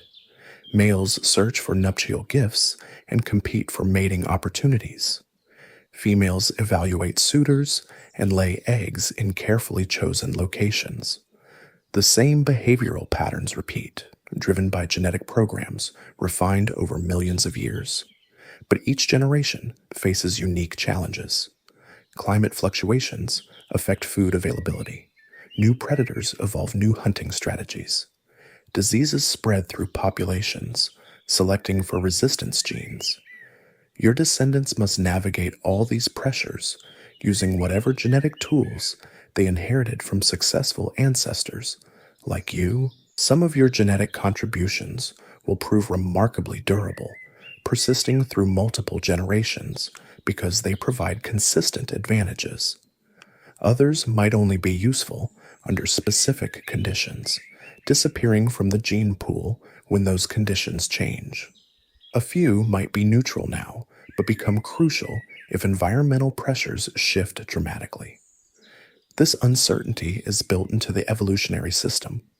No genetic combination is guaranteed permanent success because environmental conditions are constantly changing. What matters is maintaining enough diversity so that some individuals can adapt to whatever challenges arise. Your contribution to that diversity helps ensure your species' long-term survival. The forest ecosystem continues its ancient cycles, with scorpionflies playing their specialized role as scavengers and occasional predators. Each generation refines the species' adaptation to current conditions while maintaining enough flexibility to handle future changes. Your genetic legacy participates in this ongoing optimization process. Years pass. Your direct descendants produce their own offspring, diluting your genetic contribution but spreading it more widely through the population. Some individuals might carry only tiny fragments of your original DNA, while others might have inherited substantial portions of your genetic blueprint. All represent continuation of patterns that proved successful during your lifetime. The specific traits that made you successful, your persistence, cunning, and competitive ability, either persist in the population or disappear, depending on their continued usefulness. Evolution is ruthlessly practical, preserving only what provides current advantages. Your genetic legacy must continuously prove its worth to avoid elimination. New environmental pressures emerge that you never encountered. Perhaps a new predator species moves into the forest, requiring different survival strategies. Maybe climate change alters the timing of prey availability, demanding new behavioral adaptations. Your descendants must handle these challenges, using whatever genetic tools they inherited from you and other successful ancestors. Some adaptations prove remarkably successful, spreading rapidly through the population as natural selection favors individuals carrying those genes. Others provide only marginal advantages, persisting at low frequencies until conditions change to make them more valuable. A few might be actively harmful under current conditions, but maintained in the gene pool because they could become useful later. Your original genetic combination The specific set of traits that made you successful probably no longer exists intact in any single individual. Instead, pieces of your genetic legacy are scattered throughout the population, mixed and recombined with material from thousands of other successful parents. This genetic mixing is essential for maintaining the diversity that evolution requires. The scorpionfly population adapts continuously to changing conditions, always testing new genetic combinations against current environmental challenges. Your contribution to this process was significant but temporary, important for your generation, but gradually diluted as time passes and conditions change. This is exactly how evolution is supposed to work. Individual genetic combinations are temporary arrangements tested against current conditions and either preserved or discarded based on their performance. The successful elements persist and get recombined with other successful elements, while unsuccessful combinations disappear from the gene pool. Your species continues to thrive in the forest ecosystem, maintaining its ecological niche through constant genetic refinement. Each generation is slightly different from the previous one, better adapted to current conditions, but carrying forward the successful innovations of past generations. Your contribution to this ongoing process ensures that something of your genetic legacy persists even as specific combinations change. The forest itself evolves around the scorpionfly population, creating new challenges and opportunities that drive continued genetic innovation. Predator-prey relationships intensify, forcing improvements in defensive strategies. Competition for resources increases, favoring more efficient foraging behaviors. Environmental fluctuations select for greater behavioral flexibility. Your descendants navigate these changing conditions using genetic tools inherited from you and thousands of other successful ancestors. The traits that prove most valuable get passed forward preferentially, while less useful characteristics gradually disappear from the population. This continuous refinement process ensures that your species remains well adapted to its environment. Some of your genetic contributions might prove so valuable that they persist for thousands of generations, becoming fixed characteristics of your species. Others might only last a few generations before being replaced by better alternatives. Most will probably fall somewhere between these extremes, providing modest advantages that help their carriers succeed without becoming universal traits. The uncertainty inherent in this process is both challenging and essential. No one can predict which genetic combinations will prove most successful in the long term, because environmental conditions are constantly changing. Your contribution to genetic diversity helps ensure that your species maintains the flexibility needed to adapt to whatever challenges arise. This ongoing evolutionary experiment continues with each new generation, testing fresh combinations of genes against current environmental pressures.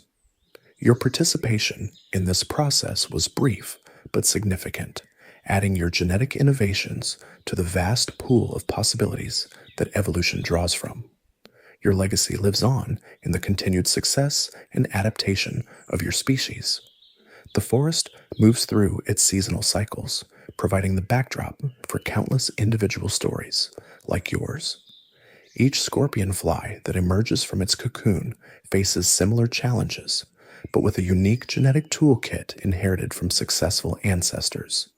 Some will succeed spectacularly, others will fail completely, but all contribute data to the ongoing evolutionary experiment. Your genetic information, scattered and diluted, but still present in the population, continues to influence this process. The traits that made you successful might help your distant descendants navigate challenges you never imagined. The genetic innovations you carried forward might prove crucial for your species' survival under future conditions that haven't yet emerged. This is the real meaning of reproductive success in the natural world, not individual survival or personal achievement, but contribution to the ongoing genetic experiment that drives evolution. Your brief adult life provided valuable data for this experiment, and your genetic legacy continues to participate in the testing process that shapes your species' future. The cycle continues endlessly, each generation building on the successes of previous ones while adapting to current challenges. Your role in this process is complete, but the genetic information you contributed remains part of the vast library of possibilities that evolution consults when crafting solutions to environmental problems. Inserts. Life as a scorpionfly might be rough, but there's another animal out there that has it way worse. And trust me, it's wild. Check out the video and see for yourself. The forest settles into winter once more, and beneath the frozen ground, new eggs wait in silence.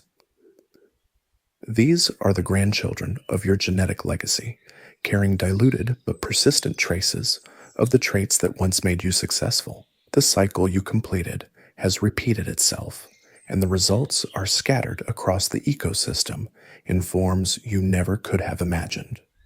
Some of your genetic descendants have evolved beyond recognition. A few carry mutations that enhance their ability to detect spider webs from greater distances, making theft safer and more profitable. Others have developed slightly different pheromone signatures that make them more attractive to certain types of females. These innovations build on the foundation you helped establish, pushing the species in directions that might have been impossible without your contribution. But evolution never stops experimenting.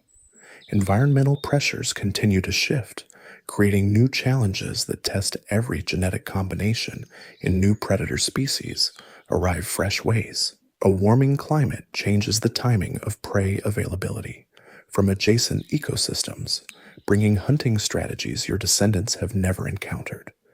Diseases emerge that target specific genetic vulnerabilities, winnowing the population in unpredictable ways.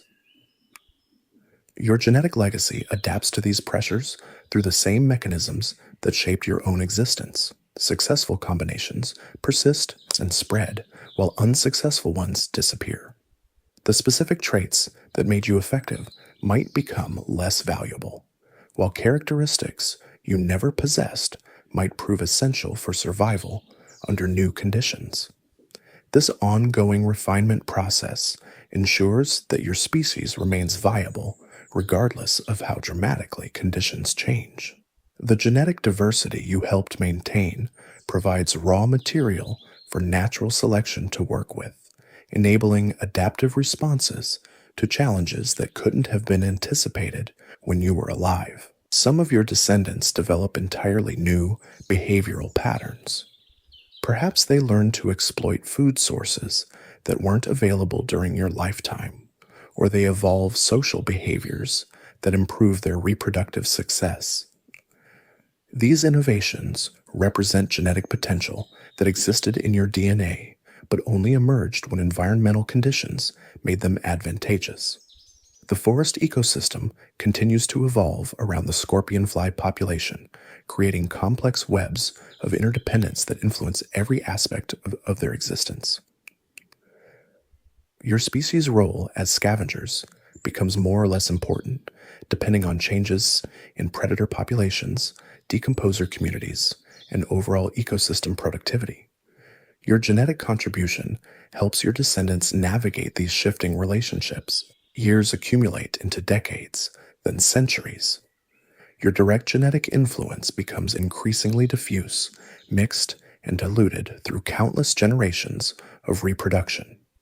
Individual traits you possessed might persist in some lineages while disappearing completely from others.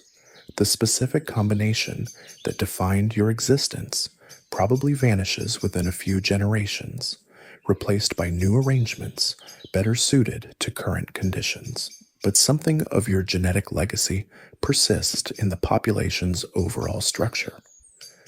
The successful innovations you carried forward continue to influence breeding patterns, survival strategies, and adaptive responses. Your contribution to the gene pool helps maintain the diversity that evolution requires to function effectively. New species of scorpionflies might eventually emerge from populations that carry fragments of your genetic material. Geographic isolation, environmental pressures, or random genetic drift could drive populations in different directions, eventually creating distinct species that share common ancestry but have adapted to different ecological niches. These speciation events represent the efforts. Your genetic ultimate success of your reproductive contribution doesn't just help existing populations adapt to changing conditions. It provides raw material for the evolution of entirely new forms of life. The traits you possessed might prove essential for colonizing new habitats or exploiting previously unavailable resources. The forest itself changes over these extended timescales. Tree species composition shifts in response to climate fluctuations. New plant communities establish themselves, creating different opportunities and challenges for insect populations. Your descendants must adapt to these ecosystem-level changes using whatever genetic tools they inherited from successfulient, as if evolution anticipated change's ancestors. Some adaptations prove remarkably presque that hadn't yet occurred. Traits that seemed neutral or even slightly harmful during your lifetime might become crucial for survival under future conditions. Your genetic contribution to the population's diversity helps ensure that these valuable but temporarily unused traits remain available when needed. The scorpionfly lineage continues to diversify, with different populations adapting to local conditions while maintaining enough gene flow to remain part of the same species.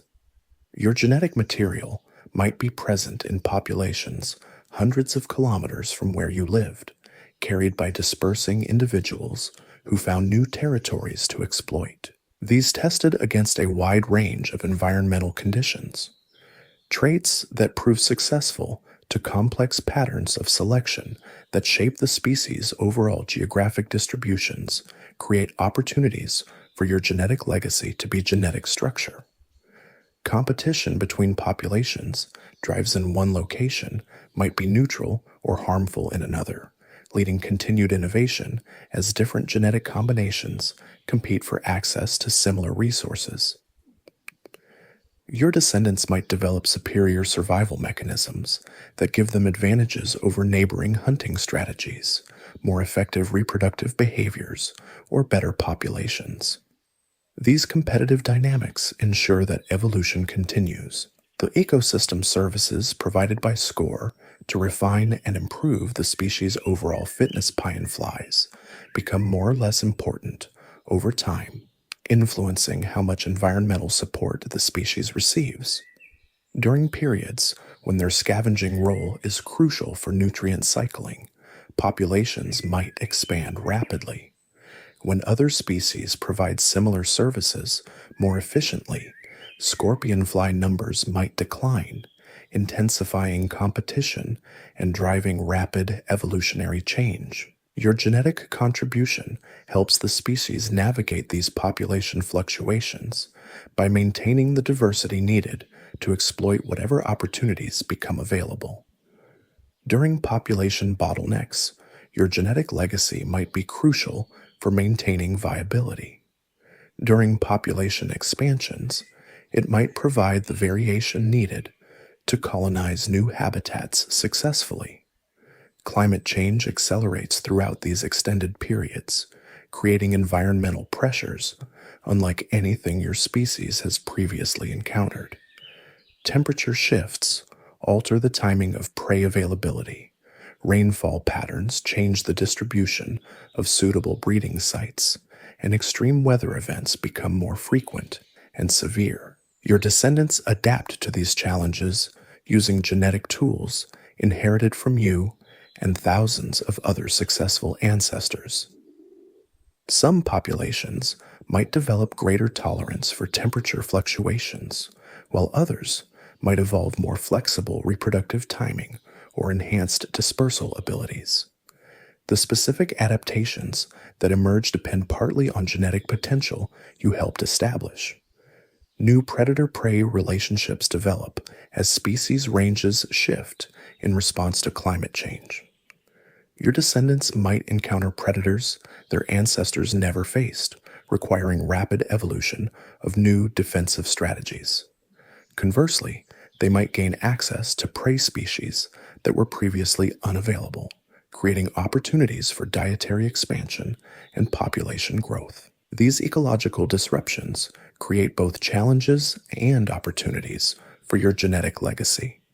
Traits that were successful under stable conditions might become liabilities during periods of rapid change, while previously neutral characteristics might prove essential for survival. The genetic diversity you contributed helps ensure that some individuals possess whatever traits become necessary. Human activities increasingly influence the forest ecosystem where your descendants live. Habitat fragmentation reduces available territory, while pollution affects food quality and predator populations. Your genetic legacy must adapt to these anthropogenic pressures, in addition to natural environmental challenges. Some of your descendants might develop tolerance for pollutants or ability to exploit human-modified habitats. Others might evolve behavioral changes that help them avoid areas with high human activity. These adaptations represent responses to selection pressures that didn't exist during your lifetime, but are increasingly important for your species' survival. The rapid pace of environmental change creates new opportunities for your genetic legacy to influence evolutionary outcomes. Traits that evolve quickly in response to selection pressure might incorporate genetic elements you contributed, helping your descendants adapt to conditions that couldn't have been anticipated when you were alive. Conservation efforts might eventually focus on preserving genetic diversity within scorpionfly populations, recognizing that this diversity is essential for the species' long-term survival. Your contribution to that diversity becomes part of a conservation resource that helps maintain ecosystem stability and resilience. Research into scorpionfly genetics might reveal specific genes or genetic networks that trace back to successful individuals like you. These discoveries could provide insights into how evolution shapes complex behavioral and physiological traits, using your genetic legacy as a window into evolutionary processes. The story of your genetic contribution extends far beyond your individual existence, influencing evolutionary processes that continue for generations after your death. Your brief adult life provided crucial data for the ongoing experiment of natural selection, and the results continue to shape your species' adaptation to changing environmental conditions. This extended perspective reveals the true significance of your reproductive success, not just the immediate production of offspring, but the long-term contribution to genetic diversity that enables continued evolution and adaptation. Your legacy lives on in the countless ways your genetic material influences your species' response to environmental challenges. The forest continues its ancient cycles, providing the backdrop for evolutionary processes that stretch across geological timescales. Your participation in these processes was brief but significant, adding essential genetic variation to the pool of possibilities that evolution draws from when crafting solutions to environmental problems. Your descendants face challenges you never imagined, using genetic tools inherited from you and countless other successful ancestors. Some will succeed spectacularly, others will fail completely, but all contribute data to the ongoing evolutionary experiment that shapes life on Earth.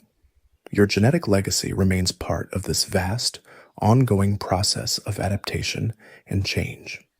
The cycle continues endlessly, each generation building on the successes of previous ones while adapting to current challenges.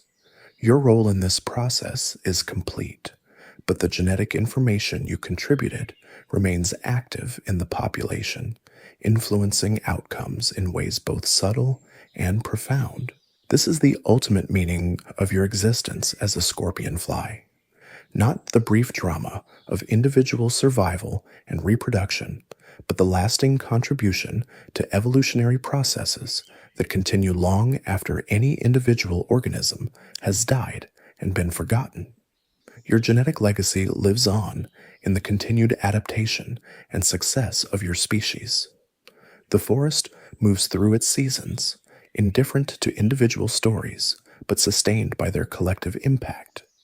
New scorpionflies emerge from their cocoons, driven by instincts shaped partly by genetic contributions you made generations ago.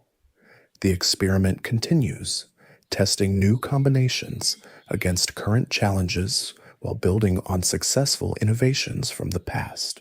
Your brief adult life was just one iteration in an endless cycle of reproduction, selection, and adaptation. But that single iteration contributed essential genetic material to processes that will continue for as long as life exists on Earth. In the vast library of genetic information that evolution consults when solving environmental problems, your contribution remains available, ready to influence outcomes in ways that honor the success you achieved during your brief time in the forest. The story continues without you, but it carries forward the essential elements that made your existence meaningful. Your genetic legacy participates in every adaptation your species makes, every challenge it overcomes, every new environment it colonizes. This is immortality of the only kind available in the natural world, not personal survival, but genetic persistence across evolutionary time. Your genetic information continues to flow through the population like water through a vast underground river system. Sometimes it surfaces in obvious ways, a descendant who displays your exact hunting technique or your particular approach to evaluating spider webs. Other times, it remains hidden, present, but unexpressed, waiting for the right environmental trigger to make it relevant again. The scorpion flies that emerge from cocoons decades after your death carry genetic blueprints that are simultaneously ancient and innovative. Your DNA fragments have been shuffled, recombined, and tested countless times, mixed with genetic material from hundreds of other successful parents. The result is a population that maintains core scorpionfly characteristics while continuously adapting to new challenges. A particularly successful lineage emerges that traces significant genetic heritage back to you. These individuals display enhanced abilities to assess gift quality, spending less time on marginal opportunities and more time pursuing valuable prizes. This efficiency gives them competitive advantages that compound over generations, spreading your genetic contributions more widely through the population. The forest ecosystem itself becomes a laboratory for testing your genetic legacy. Seasonal variations create different selection pressures, favoring different traits at different times.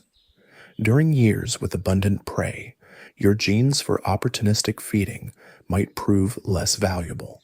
During scarce years, those same genes could mean the difference between survival and starvation. Climate fluctuations intensify these selection pressures. Warmer winters allow more parasites to survive, creating new disease pressures that test immune system genes you carried. Altered precipitation patterns change the timing of prey emergence, favoring individuals with flexible behavioral responses inherited from successful ancestors like you. Your genetic material becomes part of complex gene networks that control multiple traits simultaneously. A gene that influenced your persistence might also affect wing development, courtship behavior, or immune function in your descendants. These pleiotropic effects create unexpected consequences as your genetic legacy interacts with changing environmental conditions. Some of your descendants develop remarkable innovations that build on foundations you established. Enhanced sensory abilities allow them to detect spider webs from greater distances, reducing the risks associated with theft. Improved flight efficiency helps them escape dangerous situations more effectively. These adaptations represent genetic potential that existed in your DNA, but only became expressed when environmental conditions favored their development. The population structure of scorpionflies changes as your genetic contributions spread through different breeding groups. Some local populations carry high frequencies of your genetic material, while others have little or none. This patchy distribution creates opportunities for natural selection to test your genetic innovations against various environmental challenges simultaneously. Migration between populations allows your genetic material to colonize new territories and encounter different selective pressures. Traits that proved successful in your original forest might be neutral or even harmful in different ecosystems. Conversely, genetic combinations that seemed unremarkable during your lifetime might prove invaluable for survival in new environments. The co-evolutionary arms race between scorpionflies and their predators intensifies over time, driving rapid genetic changes in both groups.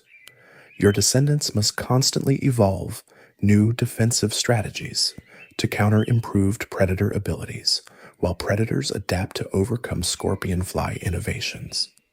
Your genetic contribution provides raw material for these ongoing evolutionary battles.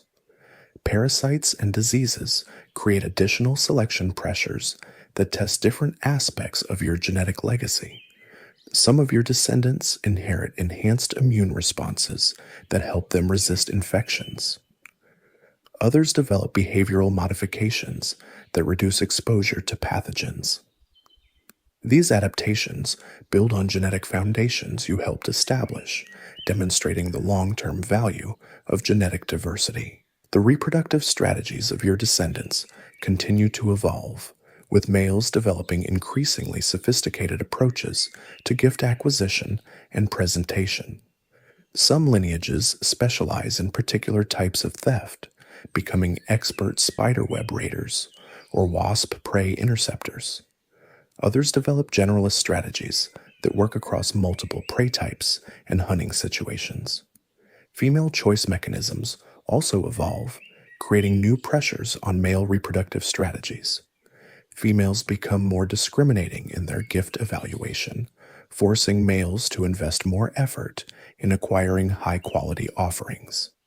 This evolutionary arms race between the sexes drives continued innovation in both gift-giving and gift assessment behaviors. Your genetic contributions influence these evolving strategies in complex ways. Genes that affected your risk assessment might help male descendants choose appropriate targets for theft. Genetic factors that influenced your competitive abilities might give descendants advantages in fights over valuable resources. These effects cascade through populations, influencing reproductive success patterns across multiple generations. The timing of reproductive activities shifts in response to environmental changes, creating new opportunities for your genetic material to influence evolutionary outcomes. Earlier emergence from cocoons might provide advantages during some years, but disadvantages during others. Your genetic legacy helps maintain the flexibility needed for populations to adapt their timing to changing conditions. Habitat fragmentation creates isolated populations that evolve independently while maintaining genetic connections through occasional migration. Your genetic material might become fixed in some populations while disappearing from others, creating natural experiments that test different combinations of your genetic contributions against various environmental challenges. New ecological relationships develop as forest composition changes over time. Different tree species create different opportunities for web building spiders, affecting the prey availability that shapes scorpionfly evolution. Your descendants must adapt to these changing resource landscapes using genetic tools inherited from you and other successful ancestors. The chemical communication systems used by scorpion flies continue to evolve, with new pheromone signatures and detection abilities emerging over time. Your genetic contributions might influence these chemical adaptations, helping your descendants communicate more effectively or detect mating opportunities more efficiently. Predator populations fluctuate dramatically over extended time periods, creating varying selection pressures that test different aspects of scorpionfly survival strategies. During years with high bird populations, flight abilities become crucial. During periods with abundant ground predators, substrate selection and hiding behaviors prove most important. Your genetic legacy provides tools for dealing with both types of challenges. The social aspects of scorpionfly behavior become more complex as population densities change and competitive pressures intensify. Some of your descendants develop enhanced abilities to assess competitor strength, avoiding futile fights and focusing effort on winnable contests. Others evolve improved territorial defense strategies that help them maintain access to productive hunting areas. Resource distribution patterns shift as forest ecosystems mature and change, creating new challenges for foraging efficiency. Your genetic contributions to cognitive abilities might help descendants develop better search strategies or more effective resource assessment techniques. These advantages could prove crucial for survival in increasingly competitive environments. The energetic costs of reproduction continue to shape evolutionary pressures, favoring individuals who can balance current reproductive effort against future survival prospects. Your genetic legacy might influence these life history trade offs, helping descendants make optimal decisions about when to reproduce and how much effort to invest in each mating attempt. Seasonal timing becomes increasingly important as climate change alters the predictable patterns that scorpion flies have relied on for millions of years. Your descendants must adapt their life cycles to match shifting prey availability, weather patterns, and predator activities. Genetic flexibility inherited from successful ancestors like you provides the raw material for these adaptations. The complexity of predator-prey relationships increases as new species colonize changing habitats and established species adapt to new conditions. Your genetic contributions to predator recognition and avoidance behaviors might prove essential for survival in these increasingly complex ecological networks. Competition between different scorpionfly lineages intensifies as resources become more limited or more valuable. Your genetic legacy might provide advantages in these competitive interactions, helping your descendants secure better territories, find superior mates, or access high-quality food sources more efficiently. The physiological demands of survival in changing environments create new selection pressures that test every aspect of scorpionfly biology. Enhanced metabolic efficiency might become crucial during resource-poor periods. Improved stress tolerance could prove essential for surviving extreme weather events. Your genetic contributions provide potential solutions to these emerging challenges. Mate choice criteria continue to evolve as females develop more sophisticated ways to evaluate male quality and genetic potential. Your genetic influence on male attractiveness or female discrimination abilities might affect reproductive success patterns for many generations, shaping the evolution of sexual selection pressures within populations. The geographic distribution of your genetic material expands as successful descendants colonize new territories and establish breeding populations in previously unoccupied habitats. These range expansions create opportunities for your genetic legacy to encounter novel environmental challenges and contribute to adaptive responses in frontier populations. Population genetic structure becomes increasingly complex as migration patterns, breeding systems, and selection pressures interact in complicated ways. Your genetic contributions might become concentrated in certain geographic regions while remaining rare in others, creating spatial patterns of genetic variation that influence local adaptation processes. The molecular mechanisms underlying adaptation continue to evolve, with new regulatory networks and gene expression patterns emerging over time. Your genetic material might contribute to these evolving regulatory systems, influencing how other genes are expressed and how complex traits develop in your descendants. Coevolution with other species creates cascading effects throughout the ecosystem, generating selection pressures that ripple through multiple generations of scorpionflies. Your genetic legacy participates in these coevolutionary processes, helping your species maintain its ecological niche while adapting to changes in other community members. The accumulation of genetic knowledge within populations creates evolutionary momentum that builds on past successes while remaining flexible enough to handle new challenges. Your contribution to this genetic knowledge base continues to influence evolutionary outcomes long after your individual existence has been forgotten. Human impacts on forest ecosystems create unprecedented selection pressures that test the adaptive capacity of all species. Your genetic legacy might provide crucial variation needed for scorpionflies to survive in human-modified landscapes, contributing to conservation efforts that preserve ecosystem functionality. The story of your genetic contribution extends across scales from molecular to ecosystem-level processes, influencing outcomes at every level of biological organization. Your brief adult life provided essential data for evolutionary processes that continue to shape life on Earth, demonstrating the profound importance of individual reproductive success for species-level adaptation and survival. This extended temporal perspective reveals the true meaning of your existence as a scorpionfly.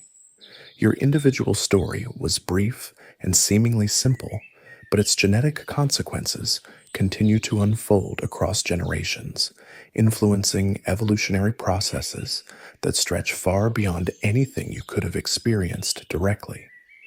Your legacy lives on in every adaptation your species makes, every challenge it overcomes, and every new environment it successfully colonizes. The forest settles into its eternal rhythm, completely indifferent to the microscopic dramas playing out in the leaf litter below.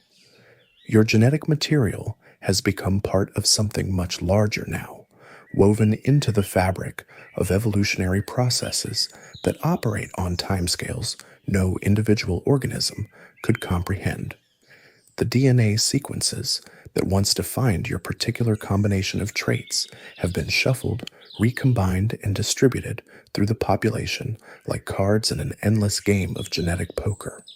But evolution isn't gambling.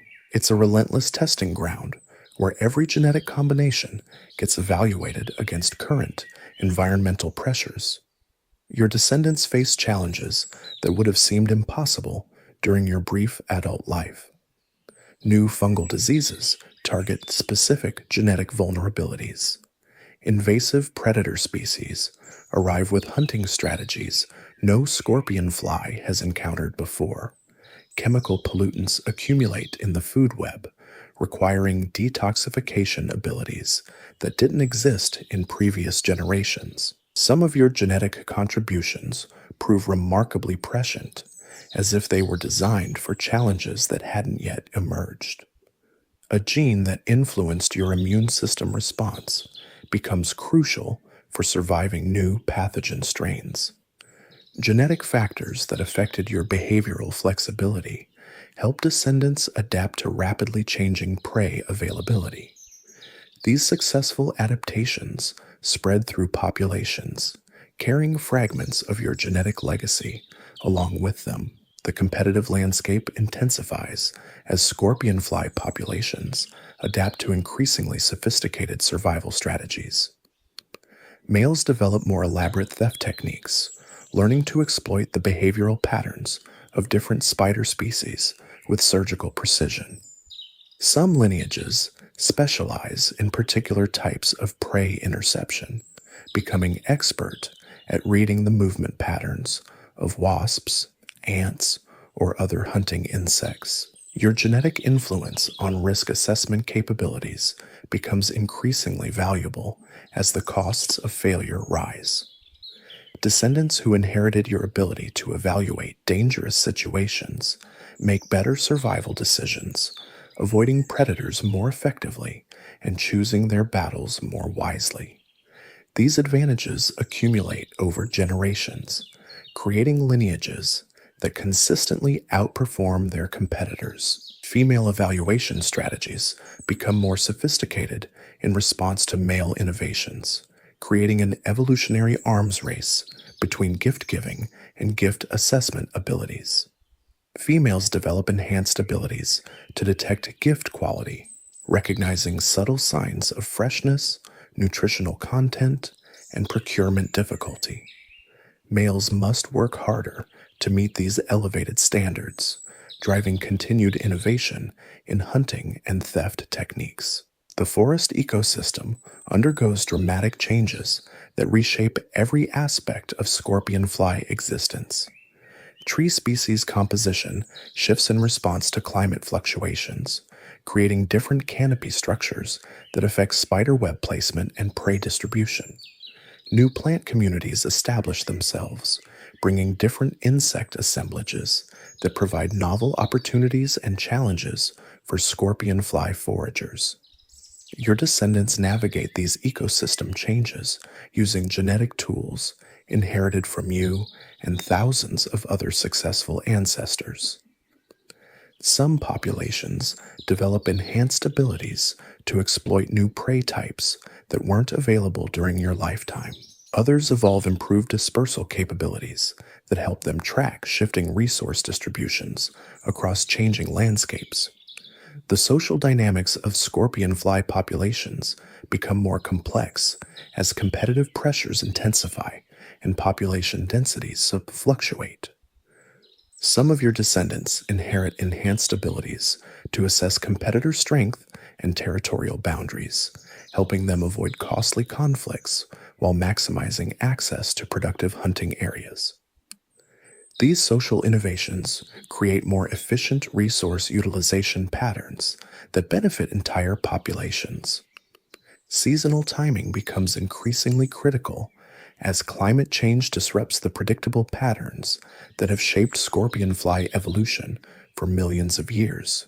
Your genetic contributions to developmental timing help some descendants synchronize their emergence with optimal environmental conditions, even as those conditions shift unpredictably from year to year. The energetic demands of survival in changing environments create new selection pressures that test every aspect of scorpionfly physiology. Enhanced metabolic efficiency becomes crucial during resource-poor periods, while improved stress tolerance proves essential for surviving extreme weather events. Your genetic legacy provides raw material for these physiological adaptations. Predator-prey relationships evolve rapidly as both hunters and hunted develop new strategies for success. Your descendants must constantly innovate to stay ahead of predators who are simultaneously evolving better hunting techniques. This evolutionary arms race drives rapid genetic changes in both defensive behaviors and physiological capabilities. The chemical communication systems used by scorpionflies continue to evolve, with new pheromone signatures and detection abilities emerging in response to changing social and environmental pressures. Your genetic contributions might influence these chemical adaptations, helping your descendants communicate more effectively in increasingly noisy chemical environments. Population structure becomes more complex as habitat fragmentation creates isolated breeding groups that evolve independently while maintaining genetic connections through occasional migration. Your genetic material might become concentrated in some populations while remaining rare in others, creating natural experiments that test different combinations of your genetic contributions. The reproductive strategies of your descendants diversify as different populations face different challenges and opportunities. Some lineages develop more aggressive male competition strategies, while others evolve more subtle approaches to female courtship. These strategic innovations build on genetic foundations you helped establish, demonstrating the long-term value of maintaining diverse approaches to reproductive success. New ecological niches emerge as ecosystem composition changes and new species interactions develop. Your descendants might exploit these novel opportunities using genetic capabilities inherited from successful ancestors, colonizing previously unavailable habitats, or developing new feeding strategies that weren't possible in earlier generations. The molecular mechanisms underlying adaptation become increasingly sophisticated as populations accumulate beneficial mutations and develop more complex regulatory networks. Your genetic material might contribute to these evolving systems, influencing how other genes are expressed and how complex traits develop in response to environmental pressures.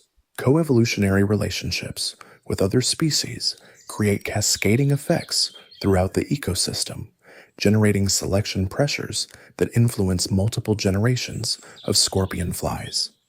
Your genetic legacy participates in these complex interactions, helping your species maintain its ecological role while adapting to changes in community structure and species composition. The geographic distribution of scorpionfly populations expands and contracts in response to climate change, habitat modification, and competitive interactions with other species. Your genetic contributions might prove crucial for successful colonization of new territories or for maintaining viable populations in marginal habitats. Human activities create unprecedented challenges that test the adaptive capacity of forest ecosystems and their inhabitants.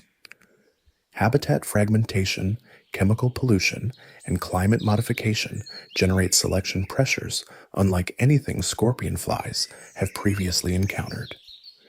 Your genetic legacy provides essential variation that might prove crucial for species survival in human-dominated landscapes.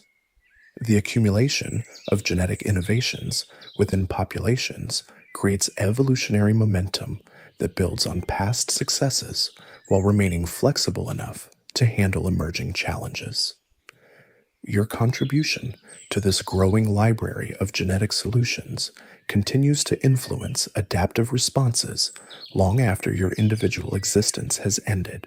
Conservation efforts might eventually recognize the importance of maintaining genetic diversity within scorpionfly populations, understanding that this diversity represents evolutionary potential for handling future environmental challenges. Your genetic contribution becomes part of a conservation resource that helps preserve ecosystem stability and resilience. Research into the genetic basis of adaptation might reveal specific molecular mechanisms that trace back to successful individuals like you, providing insights into how evolution shapes complex traits and behaviors. These discoveries could illuminate fundamental principles of evolutionary biology while honoring the contributions of countless individuals who participated in the evolutionary process.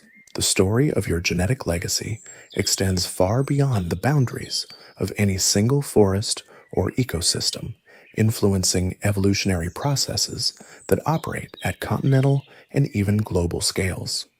Your brief adult life contributed essential variation to genetic pools that enable continued adaptation and speciation across diverse environments and ecological conditions. This vast temporal and spatial perspective reveals the profound significance of your individual reproductive success. Your genetic material continues to participate in evolutionary experiments that test new combinations of traits against emerging environmental challenges, contributing to the ongoing adaptation of your species to changing world conditions. The forest continues its ancient cycles, providing the backdrop for evolutionary processes that stretch across geological timescales. Your participation in these processes was brief but crucial, adding essential genetic diversity to the pool of possibilities that evolution draws from when crafting solutions to environmental problems. Your descendants face challenges you never imagined using genetic tools inherited from you and countless other successful ancestors. They navigate changing climates, novel predators, altered prey communities, and human-modified landscapes with remarkable success, building on genetic foundations established by previous generations of successful reproducers. The cycle continues endlessly, each generation adding new genetic innovations while building on successful elements from the past. Your role in this process is complete, but the genetic information you contributed remains active in populations worldwide, influencing outcomes in ways both subtle and profound. This is the ultimate meaning of existence in the natural world. Not individual survival or personal achievement, but contribution to ongoing evolutionary processes that enable life to persist and adapt across changing environmental conditions. Your genetic legacy participates in every adaptation your species makes, every new environment it colonizes, and every challenge it successfully overcomes. The forest moves through its seasons, indifferent to individual stories, but sustained by their collective impact. New scorpionflies emerge from their cocoons, driven by instincts shaped partly by genetic contributions you made generations ago. The experiment continues, testing new combinations against current challenges while building on successful innovations from the past. Your brief adult life was just one iteration in an endless cycle of reproduction, selection, and adaptation. But that single iteration contributed essential genetic material to processes that will continue for as long as life exists on Earth. In the vast library of genetic information that evolution consults when solving environmental problems, your contribution remains available, ready to influence outcomes that honor the success you achieved during your brief time in the forest. The story continues without you, but it carries forward the essential elements that made your existence meaningful. Your genetic legacy participates in every major adaptive transition your species undergoes, every new ecological challenge it encounters, and every innovative solution it develops. This is immortality of the only kind available in the natural world, not personal survival, but genetic persistence across evolutionary timescales that dwarf individual existence. The sun sets on another generation, and beneath the forest floor, new cocoons are already forming. Your genetic material has become part of something vast and unknowable now, scattered through populations like seeds on the wind. Some combinations will flourish in ways you could never have imagined. Others will disappear quietly, their moment of usefulness past. But that's exactly how it's supposed to work. Evolution doesn't play favorites, and it doesn't keep scorecards. It just keeps testing, keeps refining, keeps pushing forward with relentless efficiency. Your descendants won't remember you, won't know your story, won't understand the specific challenges you overcame to pass your genes forward. They'll be too busy dealing with their own problems. And those problems are getting more interesting. The forest is changing faster now, responding to pressures that operate on timescales your species has never had to consider. New chemical signatures drift through the air, affecting everything from prey behavior to predator hunting patterns. Temperature fluctuations create unpredictable emergence timing, throwing off the delicate synchronization between scorpionflies and their food sources. Your genetic contributions help navigate these challenges, but not in ways you might expect. A gene that influenced your wing development might prove crucial for flight efficiency in turbulent air currents. Genetic factors that affected your digestive system could help descendants process novel prey species that colonize the changing forest. The traits that made you successful were just the beginning of a much longer story. Some of your descendants develop remarkable abilities that seem almost supernatural compared to what you accomplished. Enhanced chemical detection allows them to identify spider webs by scent alone, reducing the visual searching that made theft so risky during your lifetime. Improved threat assessment helps them distinguish between dangerous and manageable stealing opportunities with uncanny accuracy. These innovations don't replace the basic strategies you used. They refine them to extraordinary degrees. The fundamental approach remains the same. Find gifts, avoid predators, mate successfully, pass genes forward. But the execution becomes increasingly sophisticated as each generation builds on the successes of previous ones. Competition intensifies as these improvements spread through populations. Now, what once seemed like exceptional performance becomes the new baseline. Males who would have been highly successful during your era struggle to compete against descendants who've inherited centuries of accumulated genetic improvements.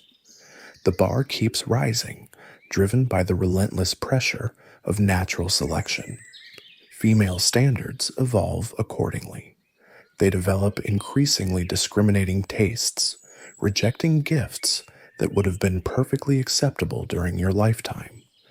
Males must work harder, take greater risks, and demonstrate higher levels of competence to earn mating opportunities.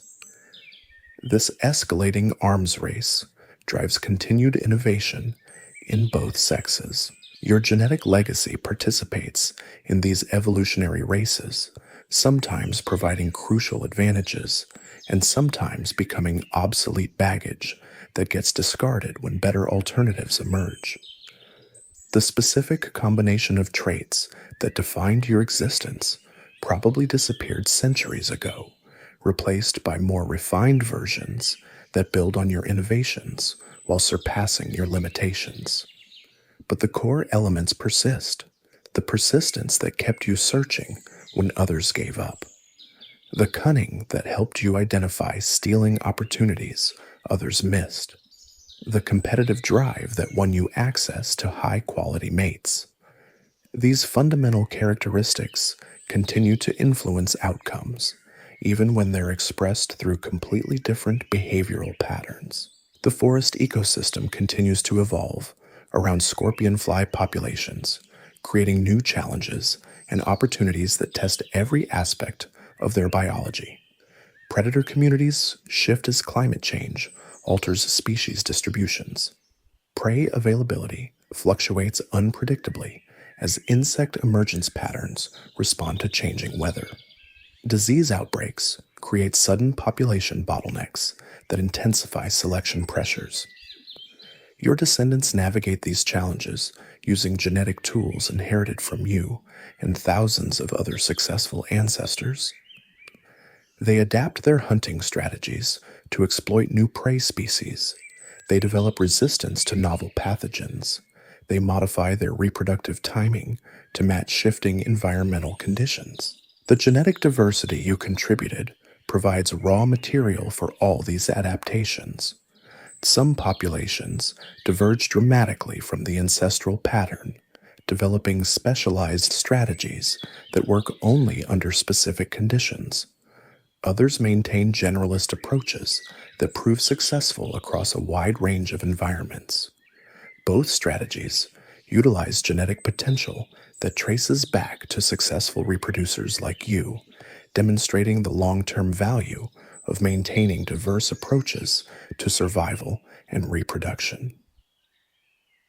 The molecular mechanisms underlying these adaptations become increasingly complex as populations accumulate beneficial mutations and develop sophisticated regulatory networks. Your genetic material might influence these systems in subtle ways, affecting how other genes are expressed or how developmental programs respond to environmental cues.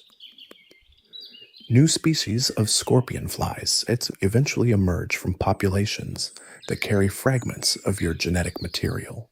Geographic isolation, environmental pressures, and genetic drift combine to drive populations in different directions, creating distinct lineages that share common ancestry but have adapted to different ecological niches.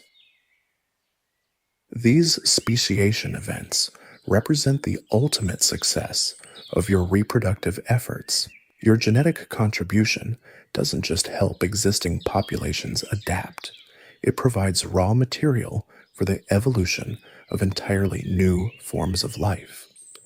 The traits you possessed might prove essential for colonizing previously unavailable habitats or exploiting resources that weren't accessible to ancestral forms.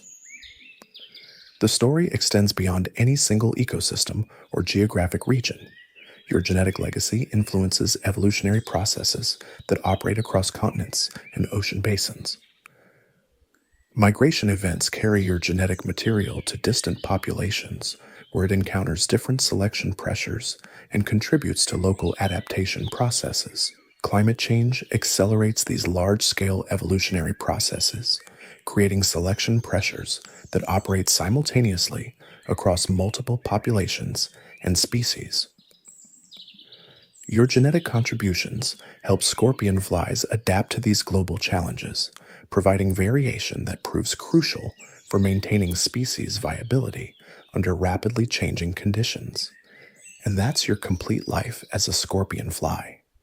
From your cramped beginnings in a silk cocoon to your final moments beneath a fallen log, you lived exactly as millions of years of evolution designed you to live. You emerged hungry and learned to steal. You fought when you had to and retreated when you couldn't win.